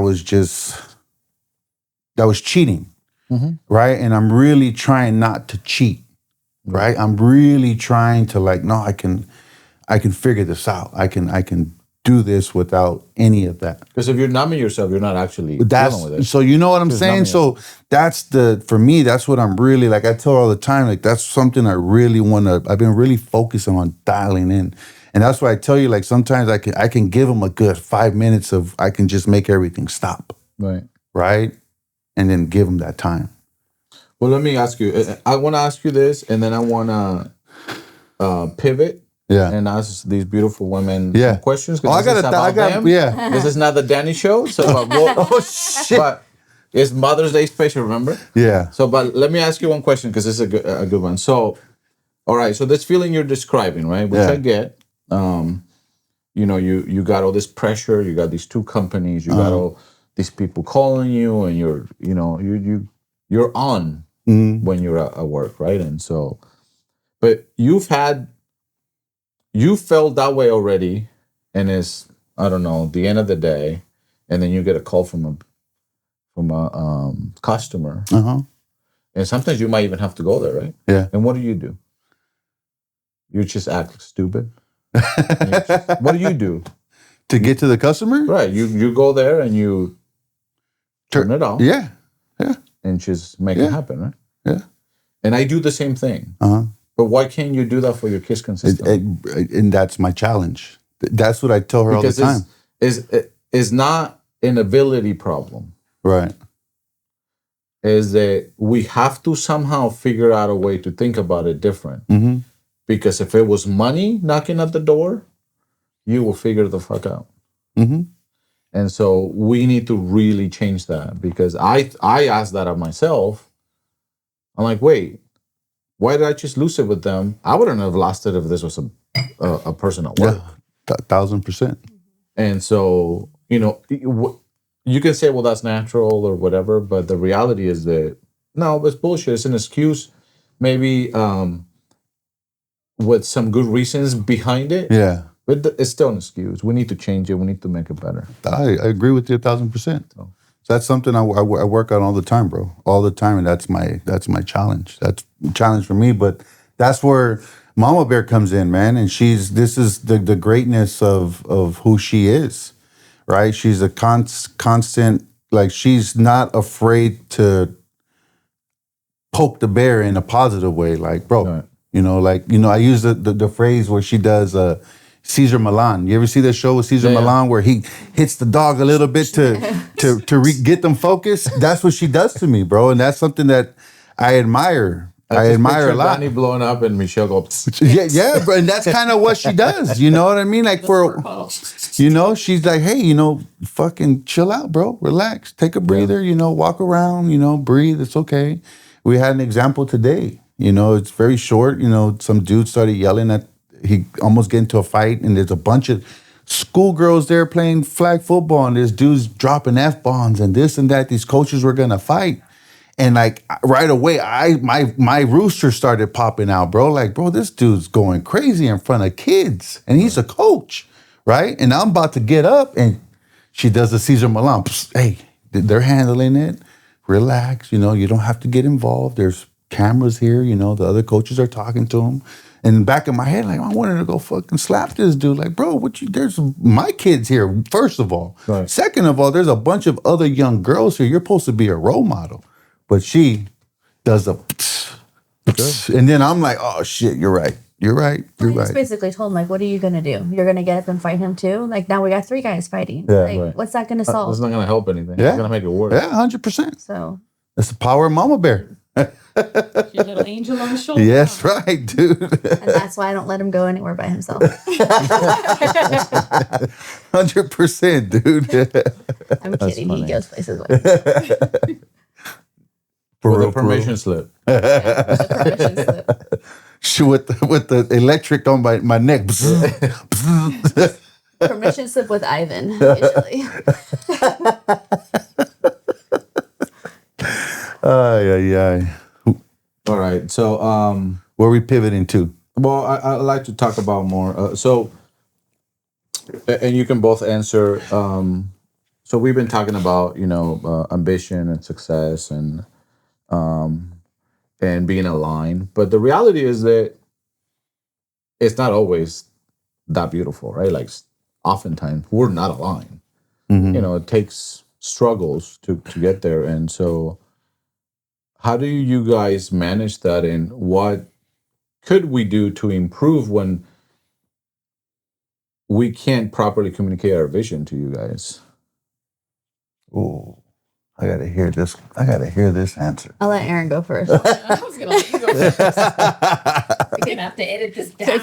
Clarify the question again. So, like, when we are passionate about something and we're on one of our manic states and we're going after something that Manic states. this is a good way of. I'm not explaining manic, it. right? Well, I speak for myself. You're the 1%. And we're going after something that you don't see yet, or I'm not explaining correctly, so it's hard for you to see the vision. Like, how can I handle it better? What do you wish I do better? Or, just in general, like, what do you think? How do you deal with, the pressure that's being put on you, the pressure that's being put on the kids that sometimes you may have to shield them from, because I know I'm not the best to be around when I'm in a mood.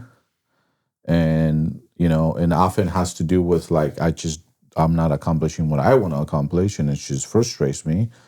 Or, I'm working on something that I haven't even told anybody. I'm just like going after this, and I think I can answer. You want me to answer first? So for me, what I've told him is communication. And I think that we're still working on that after 22 years of marriage. He lets it build up and build up and build up and build up till he hits that manic state. And then now the whole household is, walking on eggshells because Papa's hit that right. That place. And I tell him all the time, like, I know you're human. I know you have a lot of stuff on your plate. I know you to provide, and we all have an expectation of what you bring to the table. But if you were to communicate with me and let me know, like, hey, like I'm going through something, or I'm having a bad day, or I'm having a bad week, like it's okay for you to say that, because if you just let it build up in you, then we all pay the price for it. Mm-hmm. So getting him to let me know what's going on, like, and I think he's getting better at it. I don't think it's perfected. I but think then that's also going to be evolving. Yeah. And I think for me too, letting him know, like, hey, I have a lot on my plate too, and I'm going through something, and understand that I'm human too. And just because it's not me bringing, $1 million to the table, I still have a lot of things that I'm doing on my end. So when you allow yourself to escalate to that level, it makes my job harder, because now I'm trying to like de-escalate the whole situation for everybody. Mm-hmm. So, and understanding that I'm human too, and that I need communication also. 100%. So I think my answer would be very similar. I think the communication, but I also think patience. I think sometimes your patience is a little thin. Fair enough. If we're trying to figure something out, or I always support all your ventures and all your schemes and dreams and schemes and dreams. There's been sometimes like setting this up, for example. He has the vision, and sometimes he's just not very patient, or he's having his own little way about something, and I'm like, okay, I'm just gonna be over here and handle the rest of the house and the kids, and everybody stay away from Dad and let him just figure it out. I think I have way more patience than him, but I think also the patience with me, because it's like we can finish each other's sentences. We have that Jedi mind sort of communication sometimes. And when we don't, when it's on some sort of project or something, and he's trying to like be like, why don't you understand this? You know, and I'm like, explain it again. Like, explain it in a way that my brain's gonna understand it. And then he'll just be like, you know what, never mind, forget it. Like, just well, I think he's the same way. Like, there's a lot of things running through your guys' mind, and I think in your head you've said it out loud, but you haven't really said it out loud to us. Yes. And I'm like, okay, like you sent me a one-liner text that said to do this, but like I don't who is this? Who am I calling? What's their phone number? Detail about and it. Yeah, and you're gonna be like, where? Okay, well, then I'll just take care of it myself. And I'm like, what property are they from? Yeah. And he's like, it's all in the text. I'm like, all it says is call Arnold. Who's Arnold? Like, I don't know what that means. And he like will explode. And I'm just like, well, you got to let me in on like what you're telling me to do. What do you think is the if you guys were gonna psychoanalyze us, what do you think is that? I mean, obviously you for him and you for me, but like what is it that you think makes us, because we're laughing about it and we need to work on it. It's not cool that we lose our patience. And I think from my perspective, you've definitely worked over the years. I feel like I've definitely are way more patient than I used to be, even though I have long ways. I'm not a third of the way as patient as she is. And she's so patient because it's right. Sometimes I can't even get my idea out of my head. And I feel like if I talk too much or you interrupt me, I'm going to lose it. And so I need the world to disappear. I think it's the way you grew up. I think it's your environment. I think you had to be the man of the house at such a young age, and you were always the guy. You were always the one with the plan. And damn anybody that gets in your way, but you're going to do it this way, and I don't have patience to explain it to you. Just let me do it. That's pretty good guess. Yeah. Same? Pretty much. I mean, sometimes you'll tell me things. I'm like, you could word that differently. You can say that a little bit nicer. And sometimes it's just like, I'm going to do it my way, and that's the way it's going to be, and you're either on board or not on board. And I'm like, okay, well, you could have said that so much nicer, and I still would have been on board. I love you, girl. I'm sorry. But I promise you, girl, I'm working on it. You know I'm working on it. I'm sorry. But I mean, spa days help. If you're asking how to fix it. You know? Do you guys feel like you guys are well appreciated by us? Yeah. 100%. I don't have any complaints there. Good. I think. Sure? I mean, ask me next week and I might say it. That's fair. But then he takes me to Fleming's and everything's all better. That's fair. But no, I feel that we are. Why are you looking at me like that? I'm just. Do you feel like you're appreciated? No. I'm No, just, you don't. I think he's asking great questions, man. Like you just got my brain thinking. Like, damn, for her, like I just feel like there's a lot of ground that I still have to cover, to make up for a lot of, like I can't explain how much, like, as my sobriety goes on, how much more, like, every day I appreciate her more. I appreciate everything she's done, the patience. I know there's a lot of things that sometimes we go back and say, man, I wish I'd have done that different. I wish I would have made this decision or that decision, right? Is there any decisions that we've done throughout our years that you wish we would have done differently? No. I mean, I think the only thing that, sometimes I go back on is like, maybe I should have been more aware of who you were and what was going on with you. Mm-hmm. But like I said, like I have my moments and then I go back and say, you threw that in the trash. You can't go pick that up because I'll drive myself crazy going, was he high here or was he high there? Did he remember that? Or when we got married, was he high? Was he, like I'll drive myself crazy doing that. Right. But I think everything happens for a reason. I think that although what we went through sucked, I think that it's brought us closer than we've ever been in 22 years. I think it's made both of us grow up a lot. So, no, I don't regret anything. You know, like for me, like just my relationship with God is really believing like, everything like is in his power. Everything happens the way it happens for a reason. Right. I really believe that, bro, because like I look back like, damn, I can, there's absolutely nothing that I can do about yesterday because it's 100% gone. Yep.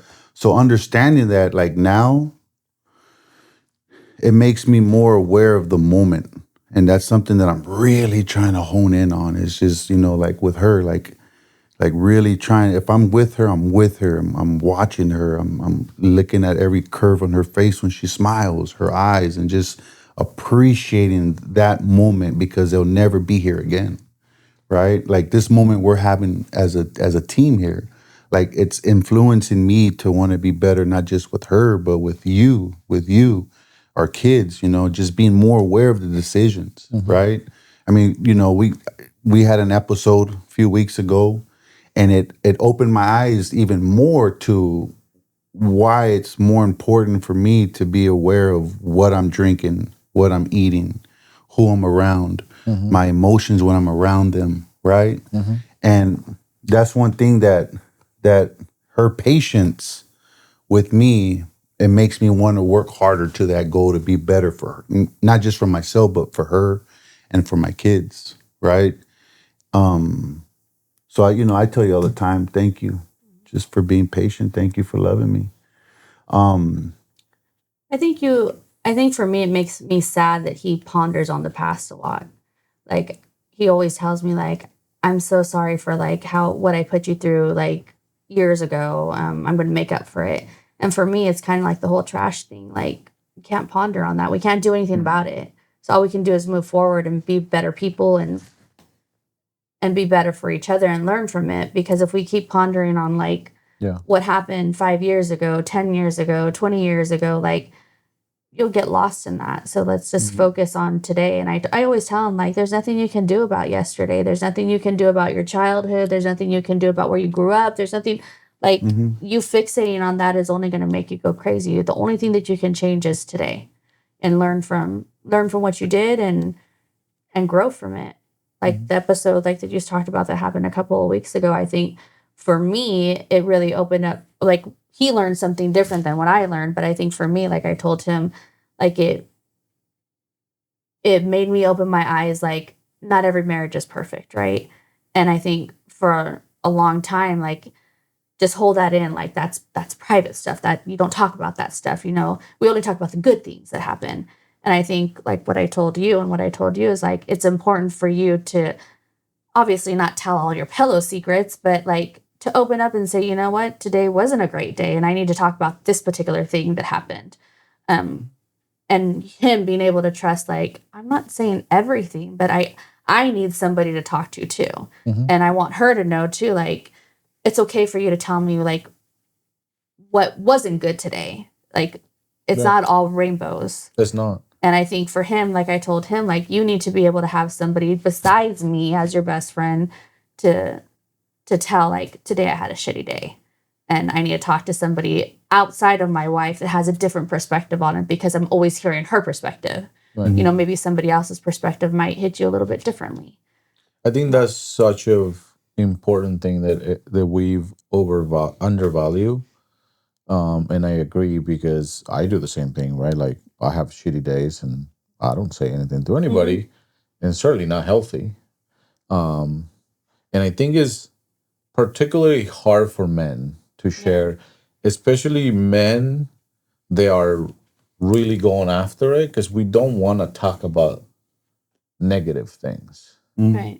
But sometimes you do need to have somebody to share some of those things with.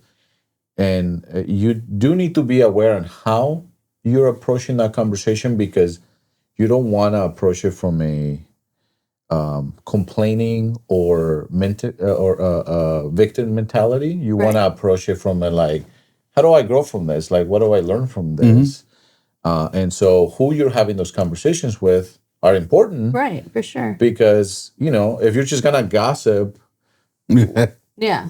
about your spouse with somebody, that's not really helping you. Yeah. But, you know, having somebody that you can rely on, and, you know, Donnie and I have conversations sometimes, and it's like, you know, I don't bring those conversations with just everybody. Like, Yeah. that's not how it works. 100%. Like, you want to have, but it is important. And I'm learning to do that. And I tell Erin that all the time. It's like, hey, like, life is not perfect. Like, it's okay to talk to, because I am super, I think that's one of my biggest pet peeves is like, I told Erin, is like, whatever happens in our household stays in our household. Like, I hate putting our stuff out there. Like, you For know, sure. my mom, my brothers, they all think we have a perfect relationship because we do not bring it outside the house. Right.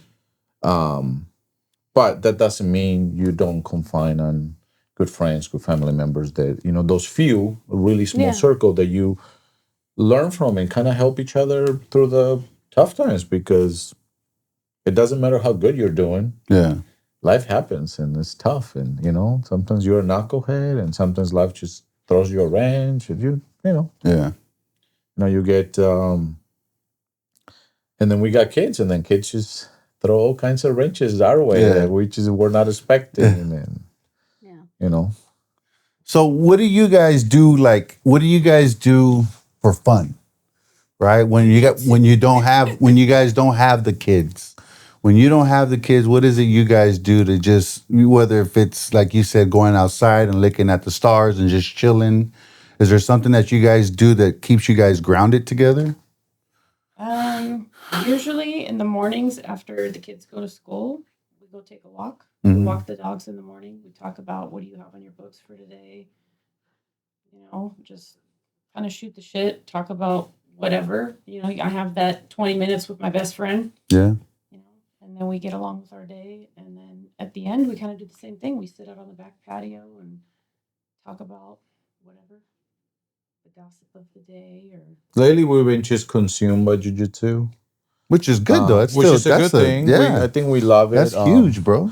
I do think that we can do a better job of doing more fun stuff with us. It's been, we do, like, if we can sneak out, like sometimes we'll be on our walk in the morning, and he'll say like, oh, I don't really have, you know, anything super pressing until 10 o'clock, and I'll be like, me too. Let's go down to Big House and get like a cup of coffee and a pastry and sit Chill there. out. You know, we'll try to squeeze in little things like that every now and then. Yeah, man, ain't that a trip? Like how we get older, right? And it's like it's just the little things that are so important, more dude. important now than the Right? big ones. Ain't that's a trip to me, man? But I think we're also learning to give our kids more freedom, therefore also kind of giving ourselves more time. Yeah. As our kids are growing, it's becoming a little easier, right? Because we can leave Jason with Justin, and we're like, all right, we can take off for dinner. And so for the longest time, it was just grind, and then like, well, we can't go anywhere without the kids. And so that's always been tough. And Aaron's not one that will leave the kids with a random babysitter, so it's like, right? I mean, and so until now, it's been kind of tough to go somewhere, but now it's nice because we've got his mom right around the corner. So if we want to go away for the weekend or something, you know, we'll just give her some advance, and grandma will come over. That's been super positive, because like before is like the kids are with us all the time. Couldn't do anything. Yeah. And so now I can, you know, sometimes I call my brother and it's like, hey, can you pick up the kids, or can you do this? So that's been super nice, because then we spend a little bit more time. I don't know if we went last January out of town. I think we did, right, for your birthday. And we would have never been able to do that. So we tried to do more things. Yeah. I always think we can do more. But we spend tons of time at jiu-jitsu. I mean, that's awesome, bro. We'll do any and it's all for you guys, 3 to too. 5 hours a week. So yeah. So I just had a question. How does it feel living in a house with just boys? So, you know, what do you do yourself? Because I live in a house with nothing but girls, right? So what do you do to? Because I'm just assuming, I don't know, but I know there might be times where all three of them are just getting on your nerves, or they're just dirty, or they're not picking up, right? What do you do to stay grounded when you're just like, I had enough of all three of you assholes? I have my me time in the bath. There you go. Yeah. Yeah. I have a whole little vibe in my bathroom. I have my bath board. I pick my Netflix series that I'm watching. I set my tablet up. I bring my little snacks in there, and then everybody knows when I'm in there. Don't bother me. That's my time. There you go. Right on. Right on. But she's so patient. I don't know how she does it.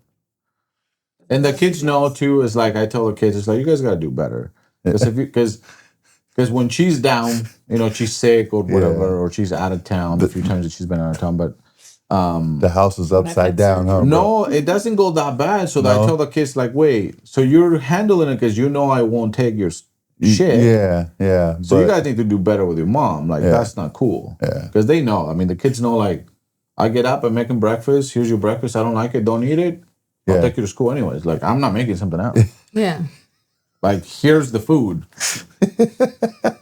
You want something else? They know, dude. They know. And they eat it. They don't leave nothing behind. So when mama's around, they get spoiled. A little bit, lightweight. Listen, a little bit. A little bit. They're my babies. Yeah, 100%, dude. 100%. 100%. So I got another question. Like for you, how you grew up, what was the one core principle that you wanted to do different with your kids versus the way you grew up? That's a good question. Both of you should answer that. Yeah. Well, yeah, I was going to ask her too, but What would do differently? No, that you wanted to do different versus the way you grew up. Like, what was the one thing like, that no matter what happened, like, this is what happened to me, or this is how it happened, or this is the way I grew up, right? But this is like, I want to make sure that they don't ever have to deal with this or see this or experience this or whatever it is, whether if it's your morals, your values, or just education, life. I have to edit the shit out of this one. That's the Power Angel right there. Oh, man.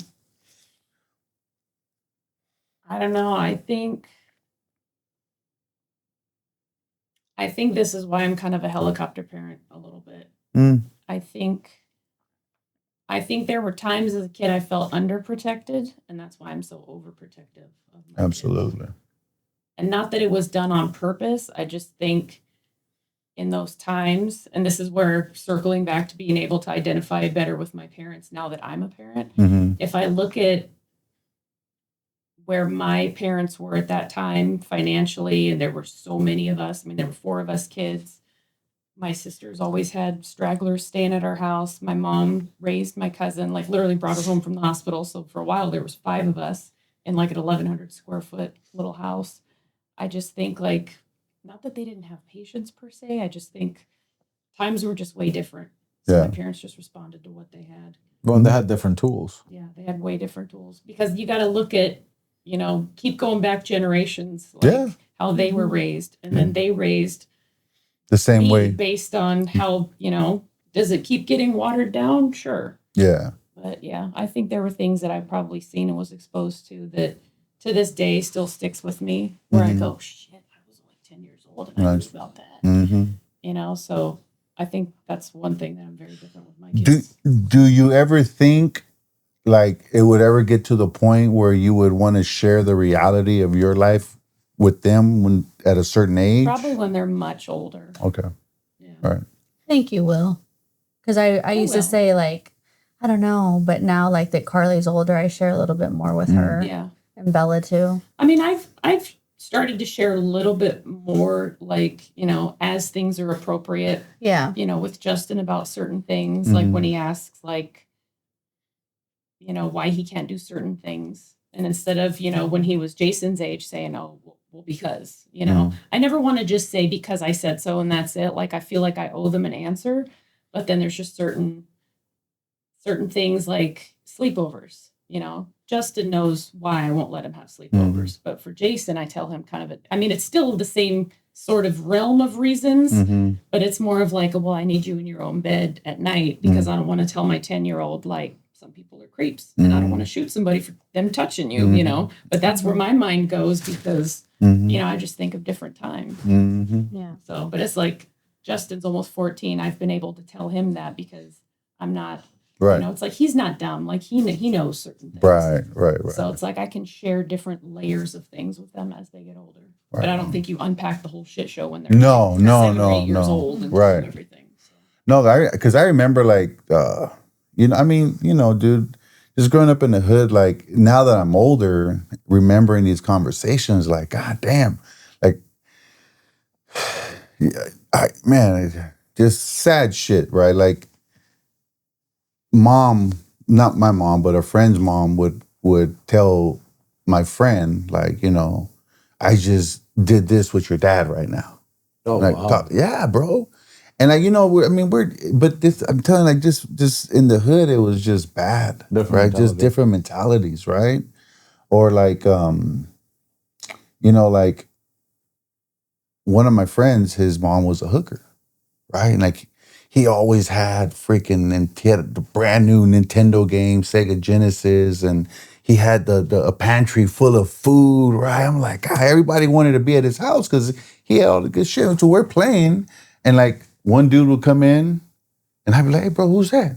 Y'all, my mom's friend. And then we play another hour, another dude would come in, and we're in the living room, bro. And it's a small 1-bedroom house, and a side door next to the kitchen.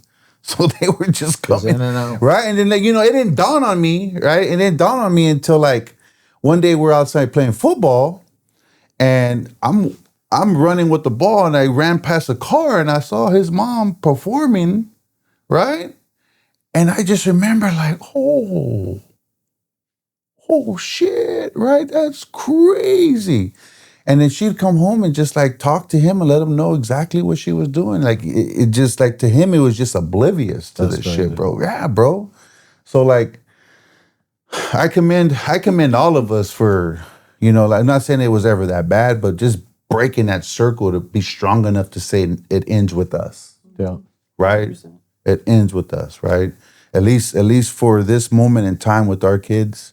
But what about you? Same question.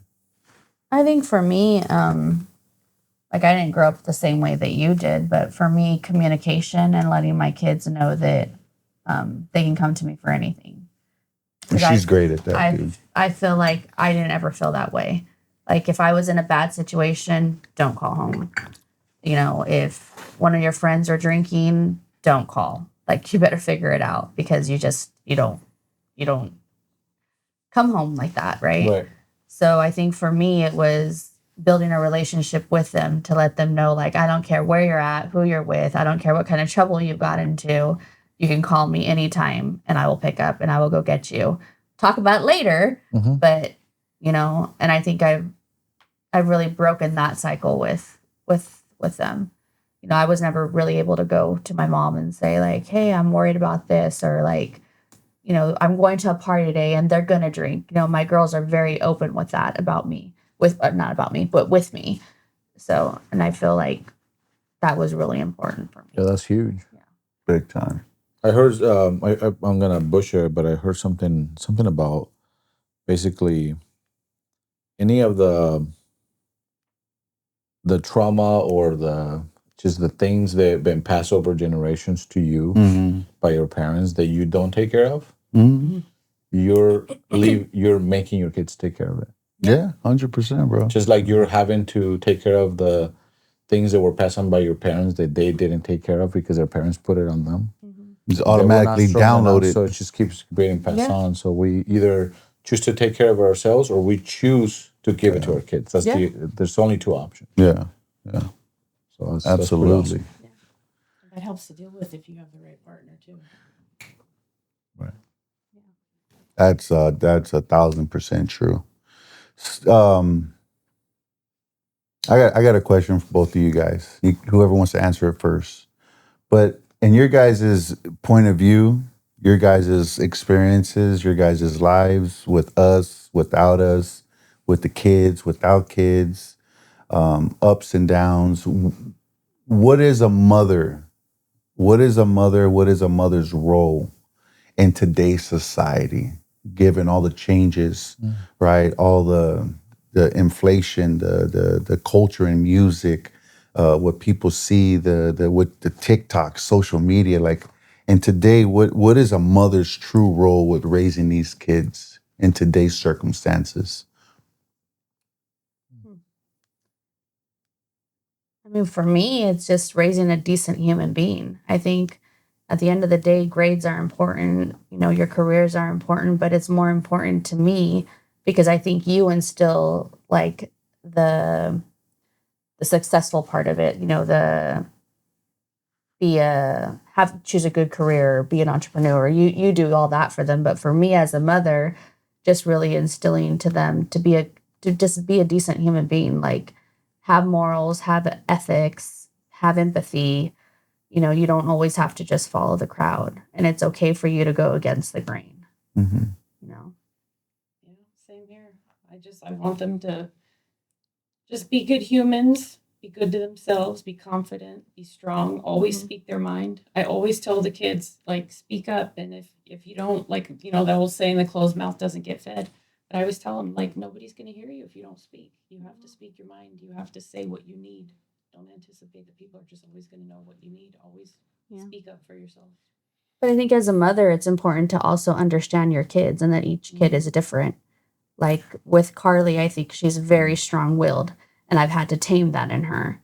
With Bella, I think that she's very empathetic, and I've had to like raise that strong will part of her. Mm-hmm. You know, with little Danny, I think that he's very emotional, and I've had to like got to get that under control type of thing. You know, so I think knowing each one of your kids and what their strengths are I think that's something that I've worked with you on because you want them to all be the same. And I'm like, they're different. Like you got to. They're all different personalities. Yeah. Mm-hmm. It's hard to sometimes, but it's very true. Yeah.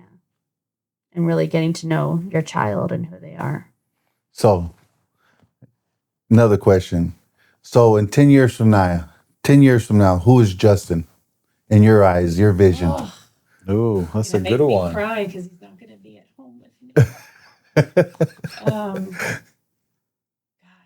Well, he'll be 23, 24. I mean, he wants to work for NASA. I don't see him married. He might have a partner. We'll see. But I see him just being an adventurer and an explorer and just, you know, he seems like a 24-year-old now sometimes. He's just so smart and independent. He's always been my independent kid. Yeah. So I think he's going to do fine. Yeah. And then Jason will be 20. Jason will probably be in some sort of school for art or architecture. And he'll be living on the big land. He wants to have a little apartment on the family compound. So he can still. Justin wants to just take off. Travel, move. He's already trying to study abroad this summer. Yeah. Like, bro, you're not leaving the country. He's very independent, but Jason's very attached to me. Not that Justin isn't, but I think Jason is very attached to me, and he wants to stay close to home and still be independent, but still need me. But yeah, I think they're both going to do fine. That's awesome too. Boys. Hell yeah, you guys are kicking ass. So, you know what I see with Justin, bro? I see him FaceTiming us, flying a jet over the North Pole. He's gonna be. You know what I'm saying? Like, hey, you want to check this out, guys? You know, look at this. That kid has such a curiosity and such a great once he wants something, there ain't stopping it. The hard part with him is getting him to get interest. Mm-hmm. But once he locks in, he will tell you everything about that subject. He goes after it. Yeah. He's very confident. And it's funny because does he have a lot of friends at school? Oh God, yeah. Yeah, Every time we go somewhere, he's see somebody, you know. He knows everybody. He has Aaron's personality. Yeah. He has such a way of just like he's just kind, and I think that's gonna carry him. He's kind and he's strong-minded. Is gonna carry him. I don't know what he's gonna do, but whatever he does, I think he's gonna do what he wants to do because he's stubborn as a mule. And sometimes it's funny because debates about everything. it's what I've been wanting for him and coaching him to do. But now that I'm seeing the results, it's You're like, like, God it's damn. a bitch to deal with. I know, I see it, bro. I see But it. even when He's ready to debate. even when I'm having like an argument with him, I tell him all the time, it's like, don't lose this. I know this is frustrating me right now. Do not lose this. Everybody's gonna want you to tame this part of you. Yeah, absolutely. Do not let anybody tame it. Anybody. You just need to learn how to control it. And use it at the right time. But do not let people tame it. Because you mean like don't let people tame you, but know how to tame it yourself. Right. And You use have it. to be the one that controls learn how it. to manipulate it when you need Own to. the skill. Because people make you where like you dim your light. Mm-hmm. And so, yeah, it's easy to go around the world because you're dim light, you don't make troubles with anybody. But I tell them, it's like, you have to understand that because you say what comes out of your mouth is the truth. Like, he has such a hard time. If he thinks you're saying something that is not correct or that you're trying to... poke holes in his story. Yeah, like he will say what is on his mind. Like, here's the story, and he's like, no, I think this is wrong because of this. He's gonna say what is on his mind, and that comes with consequences. That rubs a lot of people the wrong way. Yeah. That causes waves. Yeah. But I'm like, you have to just learn two things. You have to learn how to control that so that you use it in the right places. Yeah. And you also have to be able to learn how to take in that feedback because it's hard and he gets frustrated and I get it. He's nothing, dude. If you would have met me at 13, I was the biggest asshole because I had his personality where I thought I knew everything but he has thankfully a balance of her personality. I had my fucking dry ass personality with that mentality. So like, it was not great. And so he, Yeah, dude. So one time I told him, I was by myself with him, and I said, "Hey, bro, you need to learn how to play stupid sometimes. Yeah. Right? You don't want to show everybody how smart you are. You got to learn how to play dumb. Right? I told him that's a magic, and once you understand that magic and know how to play that at the right time, it's gonna take you very far, even further than you ever think." And he looked at me like, "Play dumb?" And I was like, one day, bro, just hopefully one day you'll understand what I'm saying. Right But you now- know what I mean, right? Like sometimes you got to learn how to play stupid at the right time with some people, bro. Like you want them to you gotta think. be quiet and be the last one to speak. Yeah. So it was funny. I should have recorded his face because he went like, play dumb. Like, his brain like, hell no, fuck that shit, bro. Right now, he's in a stage where it's competition about everything. Yeah. Like earlier, so his brother's been playing with The Nerf gun, Jason, and Oh, that's what they were talking about earlier, right? and dude, you saw the bullet in the yeah. So and then also Jason tried to take down a mosquito and took it down. And got it? multiple times. And so it happened right in the living room, and so we took it as like, whoa. It's a fluke. That was luck. Then we went outside and we were all chilling outside, and there was one above my head. He was like that far away, and he's like, "Dad, there's one above your head. This is time for me to prove if I can do it again." And he goes and boom, takes it out, dude. No shit. And so Ivan and Justin is like, "Hey, you gotta give him his flowers, dude. He has you on this one." Yeah. And He he's wasn't like- accepting it. He's like, I'm Actually, gonna I win all admit, the time. I'm gonna admit that was pretty awesome, but I'm not gonna admit defeat. Fair enough. So I was like, okay. You won the battle, but not the war, bro. Yeah, so now he's probably gonna like try to train and so. But I got a question for the both of you. So we've been talking about a lot about, you guys are amazing partners for these pain in the ass husbands you guys have, and you amazing moms. But what do you guys do to reconnect with yourselves, with Michelle, with Aaron? Like, not the mother, not the partner, the human. Like, what do you guys do to make sure you stay grounded and connected to that person? Because it's easy, and I know there's probably weeks where all you are is a mom and a partner, and you didn't get a chance to be you. So what do you guys do to connect and stay grounded to that? One little thing that I do Windows down, sunroof open, Tupac. So if you see a middle-aged white lady rolling down Balfour, here in Brentwood, yeah, I don't know. my fofo makes sure all your kids don't grow. I don't know. My music, I just That's hilarious. little things like that. Yeah. I like having my bath, my music. I'm just being gangsta.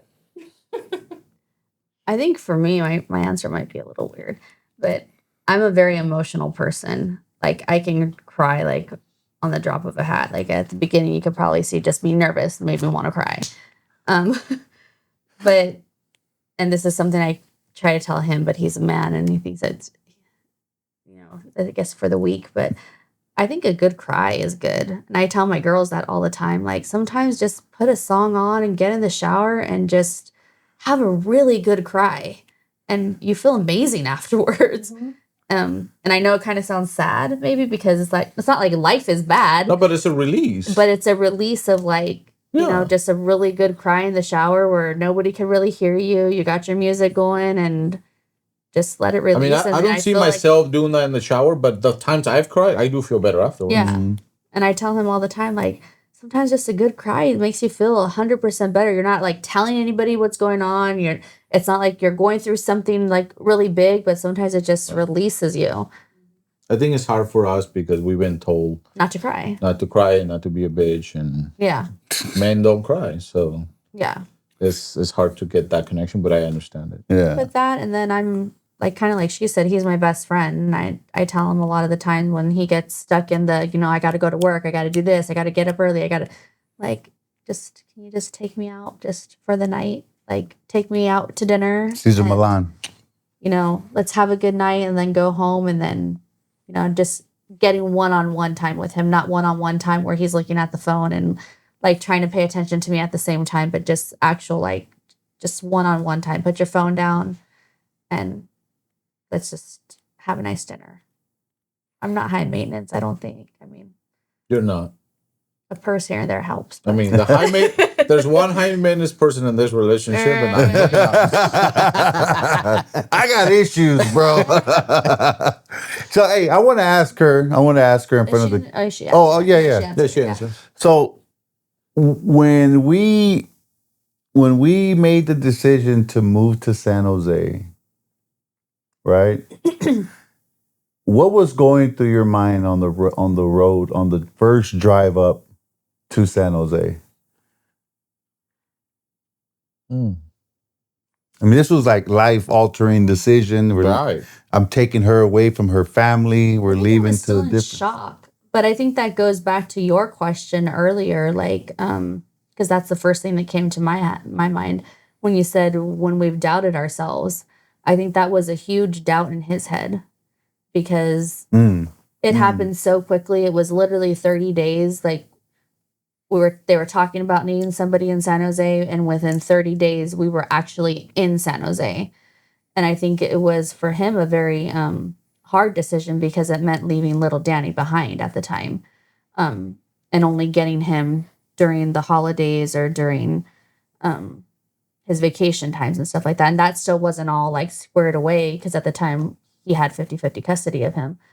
And I think that's the time that I really remember you doubting yourself. Like, should I do this? And where he comes from, it was like, you never left, the hood. Like right. It was very frowned upon if you thought like you should leave.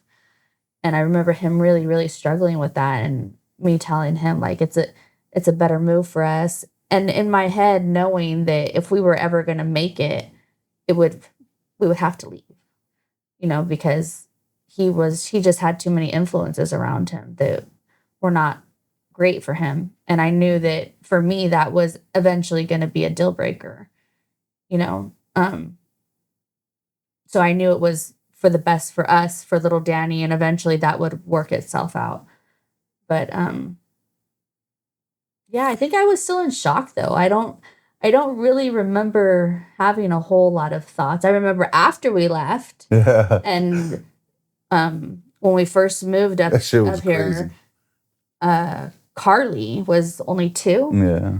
And she refused to go into the house. She threw a fit on the lawn and said, "This is not my house. I don't want to live here." And then my mom cried on the lawn with her and said she can live with her. And I'm like, You're not helping. "What are you doing?" Like, no, she can't.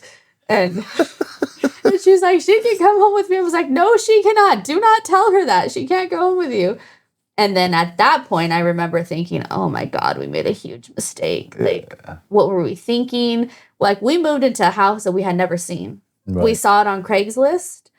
Saw and pictures. We saw pictures of it. We didn't even know what area we were going into. Thank goodness we picked a decent area. That's scary. But we didn't know San Jose. Well, it was just, it landed in the rent that we could afford, and sight unseen, we moved into it. And I mean, I remember for me once her mom left, right?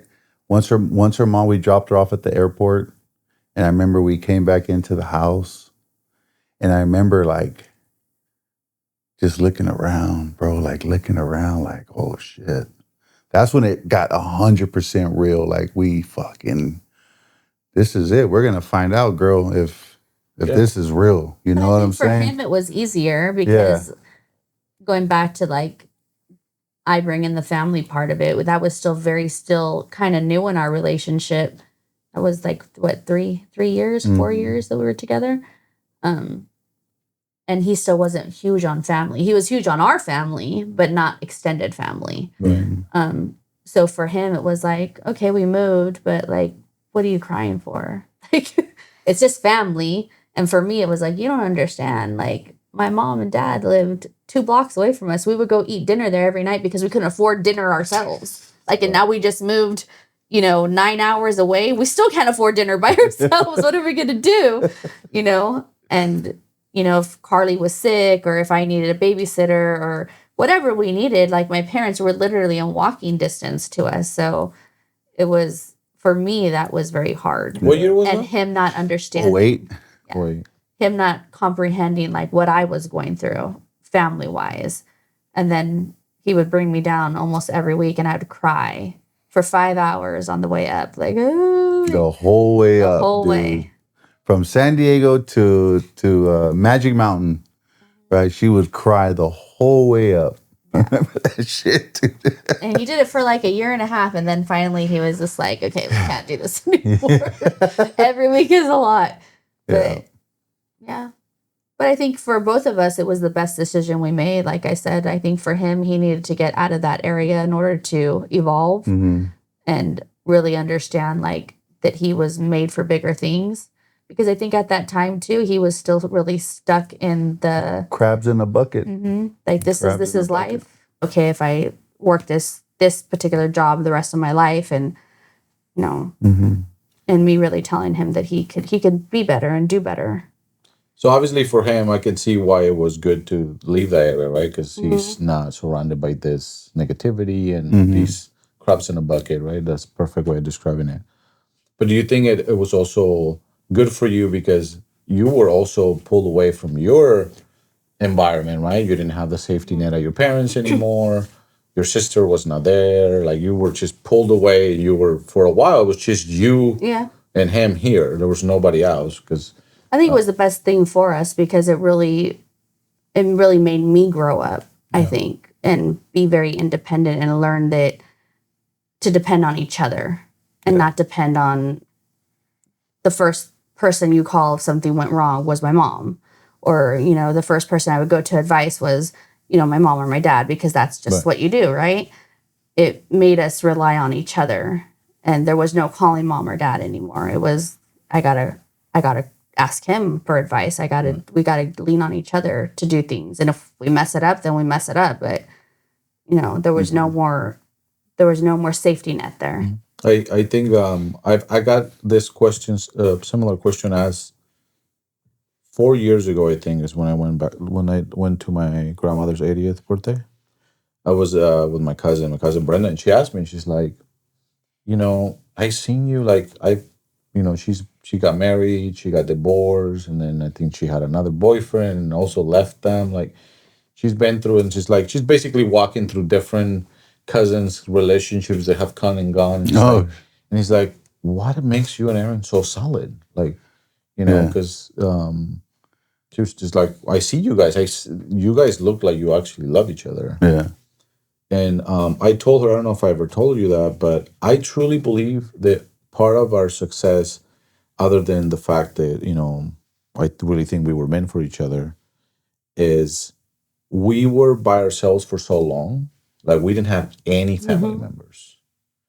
To your point, we had no choice but to grow up together and rely on each other. Yeah. Figure So it out. that bond was very different because oftentimes, you know, if you're going through a little bit of trouble, what are you going to do? You're going to go complain to your parents about it, or you're going to go complain to your brothers and sisters about it. And then you get outside influences. And then they get involved in the conversation, and all of a sudden you're having a relationship with all these people instead of a marriage with two people.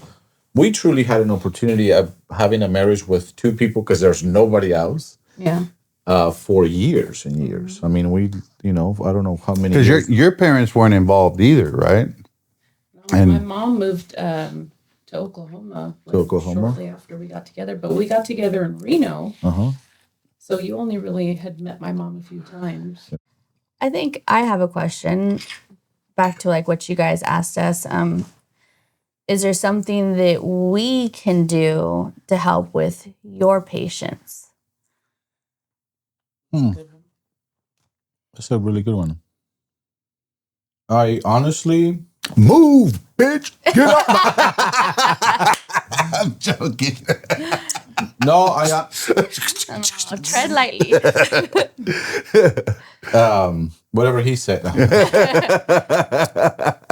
No, I can speak for myself, and it's like, honestly, no. I think sometimes you're more patient than you should be. I think if you twist my arm and I have to say something, is be more raw on your feedback to me. Like, I don't need things sugar coated. I'm just a nice person. I think that's because that's how I speak, you know, and that's how I speak to you because that's the only way I know how to speak. Yeah. But that's also how I hear it sometimes. Like, I'm just honest. This is what it is.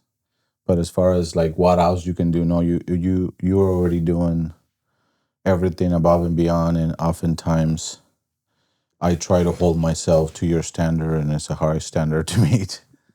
So, what about you? No, I'm pretty perfect.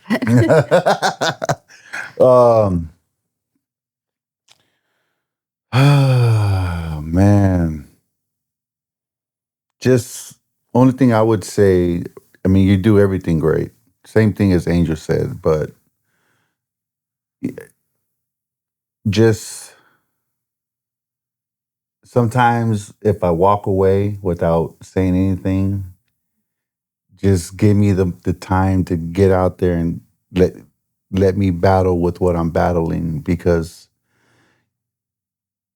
if I try to talk to you while I'm battling both things, it's just not going to end well. So don't take it personal, right? If I walk out without saying anything, because what I'm trying to do is just keep the peace. It may seem rude or come across as disrespectful if I leave, but I just need that time to catch myself, breathe, relax, and understand how I need to handle the situation. And you taught me that. You've allowed me to do that. But I think everything else that you do is, you know, I'll be honest with you, 99% of the time it's me having to be more understanding with you, being more patient, and being very mindful of the words I use and how I use them, right? Because I get excited sometimes, right? I get emotional, and I kind of lose my awareness of the whole situation, where I just lose control. And the state that I'm in now is realizing that I do have to use my words the right way, the tone of voice, right? And my approach to you.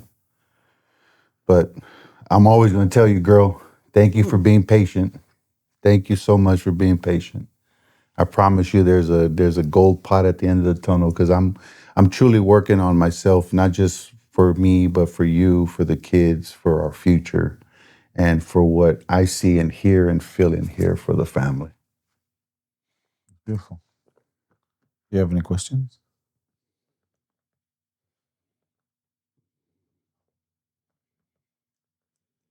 Go ahead. I got one for both of you because we've been together kind of all about the same time. We all got together pretty young. How have you guys seen us change as we've grown older and become mothers? How has it been from your perspective watching Michelle become a mother? That's a great question. So I remember I told her, like, when we had Carly, like I saw the thought process change. I saw the mother instincts literally change in a moment's time. Like really, just like her attention to detail, the awareness, the food, the diapers, the clothes, the timing, the schedule, the what was important. We have to be there. We got to drop off the kid here. We got to get the babysitter. And I just saw it like evolving. And then Bella came around. Bella had issues, and she was on top of those issues like a fucking hawk, right? And I just remember, like, I mean, I knew like there was, like, I had a feeling for her. But I remember with Bella, like, I remember it grew, and I saw it grow because the way she loved the kids, the way she built a relationship with Danny, right? And as time went on, we get to San Jose, and Danny moves in, and her and Danny get really tight. And one day, Danny calls her mom. And then just something else just grew inside me, just watching her, the way she conducted them, the way she talked to them, the way she looked at them, the way she cooked food for them, how she communicated with them, the way she protected them from me when I was having bad days, right? The amount of responsibility. She was very quick to put them before me, and I love that. I remember one day like, damn, this is fucking beautiful. And that's when I started calling her Mama Bear. Like, you know, there would be some times where I just came home from work and I wasn't having a great day. I was stressed out or pissed off. And she would tell me, no, we're not doing that. You got to take that shit to the room or go out there, but we can't be talking like that around the kids, right? And I remember like something inside of me just grew. Like I just admired that, right? I admired that. I respected that. It humbled me. It humbled me because I never seen, growing up, there wasn't too many role models to show you what love was. Mm-hmm. Like my mom never told me I love you.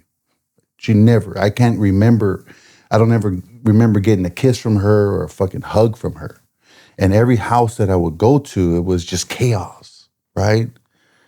But like I tell you, she was the first person to bring peace. And when I started to really pay attention to how much she loved the kids and how much they meant to her, and I started calling her Mama Bear, she truly was a Mama Bear. Mm-hmm. Like you couldn't do nothing to the kids because she was willing to get in front of me, right, and stop me and point and say, no, we don't fucking do that, right? And now with Camila, the relationship she has with Carly and Bella and little Danny, like it gets on my fucking nerves. It does. I ain't gonna lie, but I fucking love it. Yeah. Right? And there's times, honestly, like I've told her, like I can't, to me in my brain, like you had Danny. That's your baby. Right? I something happened with everything where I don't remember that Danny was from someone else. Right? Right. because of the relationship and the bond and the trust that they have and the way they communicate. Danny loves her to the moon. You guys have a beautiful relationship. You know, but to see her evolve like that it always put pressure on me to get better, to do better, to be more, to support that, right? To do whatever I had to do to support that. And whenever once in a while the kids get brave and they raise their voice to her or snap back, right? That's when Papa Bear comes out. Don't you ever in your life raise your voice to this woman, dude. You know what I mean? Right. But it's been a beautiful, honorable thing. And there's not one thing I would go back and change. I do believe that God put you in my life for a reason. You 100% are my rib. And I apologize for every flaw, every mistake I've made. Can't take the trash out, right? But what we can do is really start planting some more beautiful vegetables for the family to eat for the rest of our lives together. Beautiful, bro. Well said. That's beautiful. Your turn. My turn now. Top of that. Yeah. Just kidding. No pressure there, huh?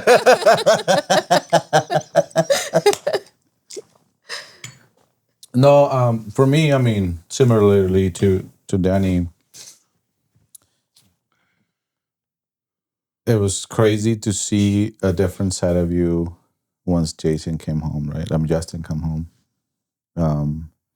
After the first initial, and even when you were going through your postpartum depression, like you were there for that kid, and the amount of attention and the involvement that you put into it, like, you do everything in school for them. You make sure you become friends with the teachers and the teachers' friends and the principal, and every parent, and you do it with a purpose in mind because you want to make sure that you're protecting your kids. And it's like you do all these things that are like invisible, right? But you're doing it to protect our kids. And you're doing it to make sure they're like, well, these good friendships. And, every time one of the kids starts talking about a new friend, what is the first thing you do? You make sure you befriend their parents, check, what they're doing. You're like so involved. And oftentimes it doesn't matter if you're like dying because you just came back home from surgery or something's going on. If it's for the kids, you have all the patience in the world. You have all the energy of the world, and you just figure it out. I rode a field trip with a broken nose. Yeah. I mean, broken nose and just like, well, I have Broken chaperone. at 8:30 Monday night. Tuesday morning, I had to be at the school at 8 a.m. Field trip. A headache and everything. But I think, one of the things that I admire the most is just the patience and the way that you love our kids, because I mean, sometimes they're just being little shits. They're kids. That's what they do, bro. Yeah. And like, she sees me about to lose my shit. And she's also in the same boat because she's dealing with it probably more. Yeah. And just the way you're like so kind to them. And I always tell you that you're so genuinely kind. And my flaw is that I have to think sometimes about being kind.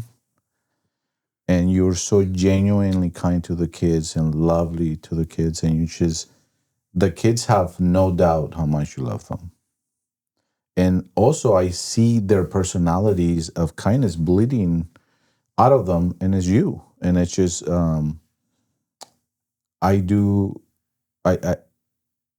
every time I see your traits in our kids, it just makes me very, very proud of having you by my side. That's big time right there. Big time. Big time. Not too bad, huh? Not too bad. Say something else. And then That's funny. yeah, no, you brought that up. That was a good one, bro. Because that's the one thing. Like, there's a lot of things I see, especially like in Carly and Bella, that she possesses, and I'm like, damn, that's a beautiful thing, dude. Yeah. beautiful thing, you know. But then, like, I see Carly sometime where she does some shit that, you know, that I possess, and I'm like, oh, shit. She got both of those worlds, girl. Woof. Homeboy better put on his seatbelt. Yeah, 100%. Man. Any more questions, bro? I have one other question. So, what would you tell either your younger selves or just a younger Good woman question. about what to expect, or which is not necessarily what to expect, but what would you tell this young person about motherhood and ambition? Like, before they get started, when you're still scared, or maybe you're pregnant, you're about to have a baby, and you know, maybe you're talking back to your younger self, or just a person in general. Like, what advice would you give about those two subjects? First of all, having a good partner helps. But I would say just because you have a kid, it doesn't mean that you have to give up like your dreams. You find a way to make it all fit. It's going to be hard for sure, but take the help when you can get it. Just stay focused, stay on track. Be aware of what you're doing and what you're putting out there because you have a younger person watching you. Yeah. I always try to just be a good example for the kids, show them, you know, drive, and I don't know, I fell on the spot on this one. God damn it, Angel. No, I would just say like it's hard. I mean, it's hard for sure, All right. but But it's so worth it. it's not supposed to be easy. No. It's not. And Right? if it's easy, you're doing it wrong. You're doing, there's something's wrong, right? Yeah, 100%. But it's worth it. Yeah. I mean, for me, Oh, And I I got a think- good question for you. I Yes, think go. I've had this conversation with Carly because she's getting older, and with little Danny. One, pick a good partner. Two, have hard. Girl, you pick me. Hold on, girl. This is why I tell them, don't pick the 1%. No. But I tell them pick a good partner and have the hard conversations. Because if you don't have those hard conversations, the hard conversations are going to come in later when you have kids. Mhm. And makes it 100 times harder at that point. And when I say hard conversations, I mean, what are your expectations? Are you traditional? Are you non-traditional? That makes a huge difference. Mhm. With little Danny, like that was one of the issues that I talked to him about with his past girlfriends is, you know, why it eventually fell apart because one was very traditional and one was non-traditional, and that it's just not going to work, you know? But that's what I mean by have hard conversations. You know, how do you believe we should handle our money? Do we handle it together? Do we have separate bank accounts? You know, should I work? Should I not work? Are you okay with me working? Are you okay with me, you know, building my career? What do you want to do? Like, you know, do you want to work at Walmart forever? Because if that's your life's ambition, you know, I come from a different household, you know, and I have high expectations. Mhm. So that's what I mean by hard conversations, you know. No, and that's super important because oftentimes that doesn't happen until the baby's here. Yeah. Or Well, you they're married, or yeah. And I think for me, I might get murdered for this one, but I really do think I think marriage is important. And I think, you know, at some point, like I want each and every one of my children to be married, but I feel like living with that person before and knowing their habits and knowing how they are behind closed doors is very important, because what Yeah. you love outside of that door could be completely different than what's inside. And before you make a lifelong commitment, make sure that that's what you want, because once you've made that commitment, it's 100 times harder to get out. And I got married at 19, and you know, I thought it was all peaches and rainbows as long as you loved each other. Mhm. And I found out very quickly that there's a very different person that lives behind that door, and the family life is very different Right. and it was so hard for me to leave because I came from a family of traditions, you know, and like you just don't leave. Yeah. And every time I wanted to, it was like, no, you have to go back. You have to go back. Like, this is what you do. You know, we don't leave. And it was so hard for me to get out of that and find, you know, what I really needed and wanted. So You sure about that, girl? I am. No, that's Still such a here. great point, Michelle, That's because huge, dude. you know, it's and I know it's a tough one because a lot of people are super traditional, and I see the value in that. However, I truly follow that. Like, I really think that just, you know, taking it off for a test drive, you just have to live Yeah. together for a little bit because it's hard to live with somebody. Yeah. It's hard. I mean, and we've been together for Tread 20 lightly. what? Oh, what? 21 years. 21 years. And I mean, obviously we've learned how to live with each other, but it's still some days it's hard. Like it's just, it doesn't matter who it is. It's just living with another person. It's not easy. We never rushed into anything. We were like best friends for like 3 years. Right. We were, you know, boyfriend, girlfriend for 5 years before we got married. And then we had kids 8 years in. So it's like we had time to know each other, know 16. each other's shit. Oh yeah. Hold I was on. 18. Oh, 16 or 18? 16 when I met her. Yeah. Yeah. Oh. So we were friends. So you And then guys. she waited until I turned 18 so I wasn't a creep. And then we got together.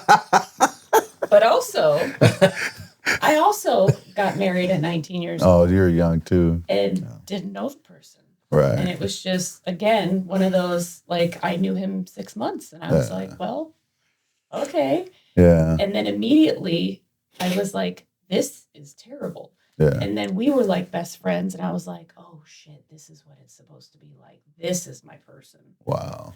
And Ain't so- that a trip? That's but a trip. I've always told him because he was born in Pittsburgh. I was born in Oakland. We lived right here. Wow. And then he went back to Mexico. And then after San Jose, I went to Virginia. And then we both came and we met in Nevada. So That's it was like, crazy. know, Crazy. And then we dude. ended up here. Yeah. That's awesome, dude. It was like this part of the world had a magnet and just brought us back yeah, over. bro. We were meant to be here. And pay attention to the red flags. If there's red flags, and have that conversation. That is actually A lot of people ignore it and or they think hope that that they're it's gonna going be to get able to better. Change it. fix them. Yeah. Those red flags are only gonna get worse. Yep. Yeah. You didn't have any red flags. I'm just saying. There was an alarm bell. I know. You look like you got like a coach. No. No, I just did a lot of drugs, so you didn't see my red flags. So. Fair enough. I'm just being straight up. I was like, if she saw this craziness, she's going to run the other way, bro. No, but I mean, my girls are older. Like, I don't think you're having those conversations yet with Justin and Jason. But I think I have a lot of conversations with them now that they have boyfriends. And Right. Carly's getting older, and she's very into the word, and so she's very traditional in that way. And I'm proud of her because she has hard conversations, at least from what she tells me with her boyfriend. That's and great. I think that's very, very important because I think a lot of people just hope that things are going to get better or think those questions aren't important, and they are so important. I wish somebody would have told me that going into my first marriage because I thought, no, all you need to have is butterflies, and everything's going to be fine. Do you guys think love is enough? Fucking I know. bug is killing me, bro. It's like, I do not think love is enough. You need friendship. what was your question? I'm sorry. So you guys think that love is enough to keep you together? No, dude. No. Because that's what everybody's sold, right? Fall in love and it's gonna be a fairy tale. Yeah. That's not how it works. No, bro. You know, and what's the reality is, like, for our kids is we want them to have it, like we want them to have what we experience. And the reality is they may not, they might, they may Right. not, they may have their ups and downs or whatever it is. But I hope that, one thing I do, like, man, I just hope my kids they figure it out and they find their person, bro, because man, I see a ton of stories of people I grew up with, people in the neighborhood, people I met throughout their lives, and you see them on social media and like, damn, bro, some of the stories and the decisions they made with certain people have just been a nightmare, bro. Right? And like one guy is like almost 50 years old, and it's just sad, bro. It's Yeah, it's sad. been going on for 20 years. Yeah, I think dude. finding a partner, the right partner, is more important than love because you'll fall in love eventually if it's the right person. Like, Right. I think in marriage, and I can't speak for you guys, but for us, like, there's times where you are disconnected, you know, like the hustle and the bustle is going on, and, you know, you're just, you know, two strangers passing through sometimes because so much is going on. And I think that's why it's important to have the right partner, because there's times where I tell him, like, hey, we've been disconnected. Like, I haven't really sat and talked to you, or we haven't She's like good at that. really like touched. And by touch, I don't mean like sex. I mean like Right. really like been with each other and laid with each other in bed and really taken the time to, it's been like a week or whatever. And making him realize that, like, okay, like we've been disconnected for a little bit. Let's come back to, you know, where we should be. Right. And I think there's a lot of times in marriages where you're gonna love each other, but you might not be in love with each other. You know what I mean? You're always in love, but you're like, you know what I'm saying? Like there's different times in your marriage where you're going up and down. So I think, and don't you feel also like because you're a different person than you were 10 years ago? You gotta keep falling in love with yeah, them. that's Exactly. what I mean. Yeah. You do. You have to keep 100%. falling in No, love. So like that, even if you think that love is enough, that initial love is temporary. Like you For have sure. to It's work every day, as bro. you're growing and evolving, you're becoming a new person. So you gotta love that new person. Yeah, for sure. For sure. Like, I know I'm a very different person than I was when you met me, and you're definitely a different person than when I met you. We all So. change. I mean, you guys are different people since we met you. Yeah. Vice versa, bro. Yeah. I mean, we were those kids right there. Yeah. So I was in a limousine. I had to take a shit so bad. like I a was good- like, God Some damn. things haven't changed. I'm sorry. I almost died that day, bro. Literally. that was so funny. Oh, man. Well, it's been a pleasure to grow with you guys Yes. and to be parents with you guys. Yes. I'm excited for our future. Likewise. So, in closing, what is a message or something that you would like to tell yourself 10 years from now to each other? Oh, that's such a beautiful question. So we look at this video To each 10 other? years from now, like a message, I don't know, like, or to yourself, you know? 10 years from now. Somewhat, 43, that'd be 53. So 10 years from now, obviously, Justin will be out of the house. Potentially. Potentially. Jason will be on his way. So I would say to you or to myself, Mhm. like,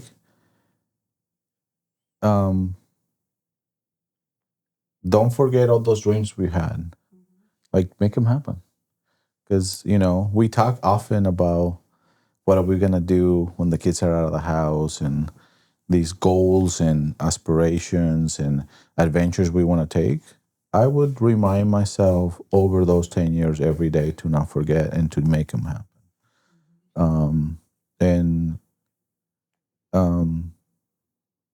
I think if I stay true to that with that comes constantly fall in love with you, making sure that we're growing as a couple, and that as we're evolving and we're becoming different people, that we're doing it together and not leaving each other behind.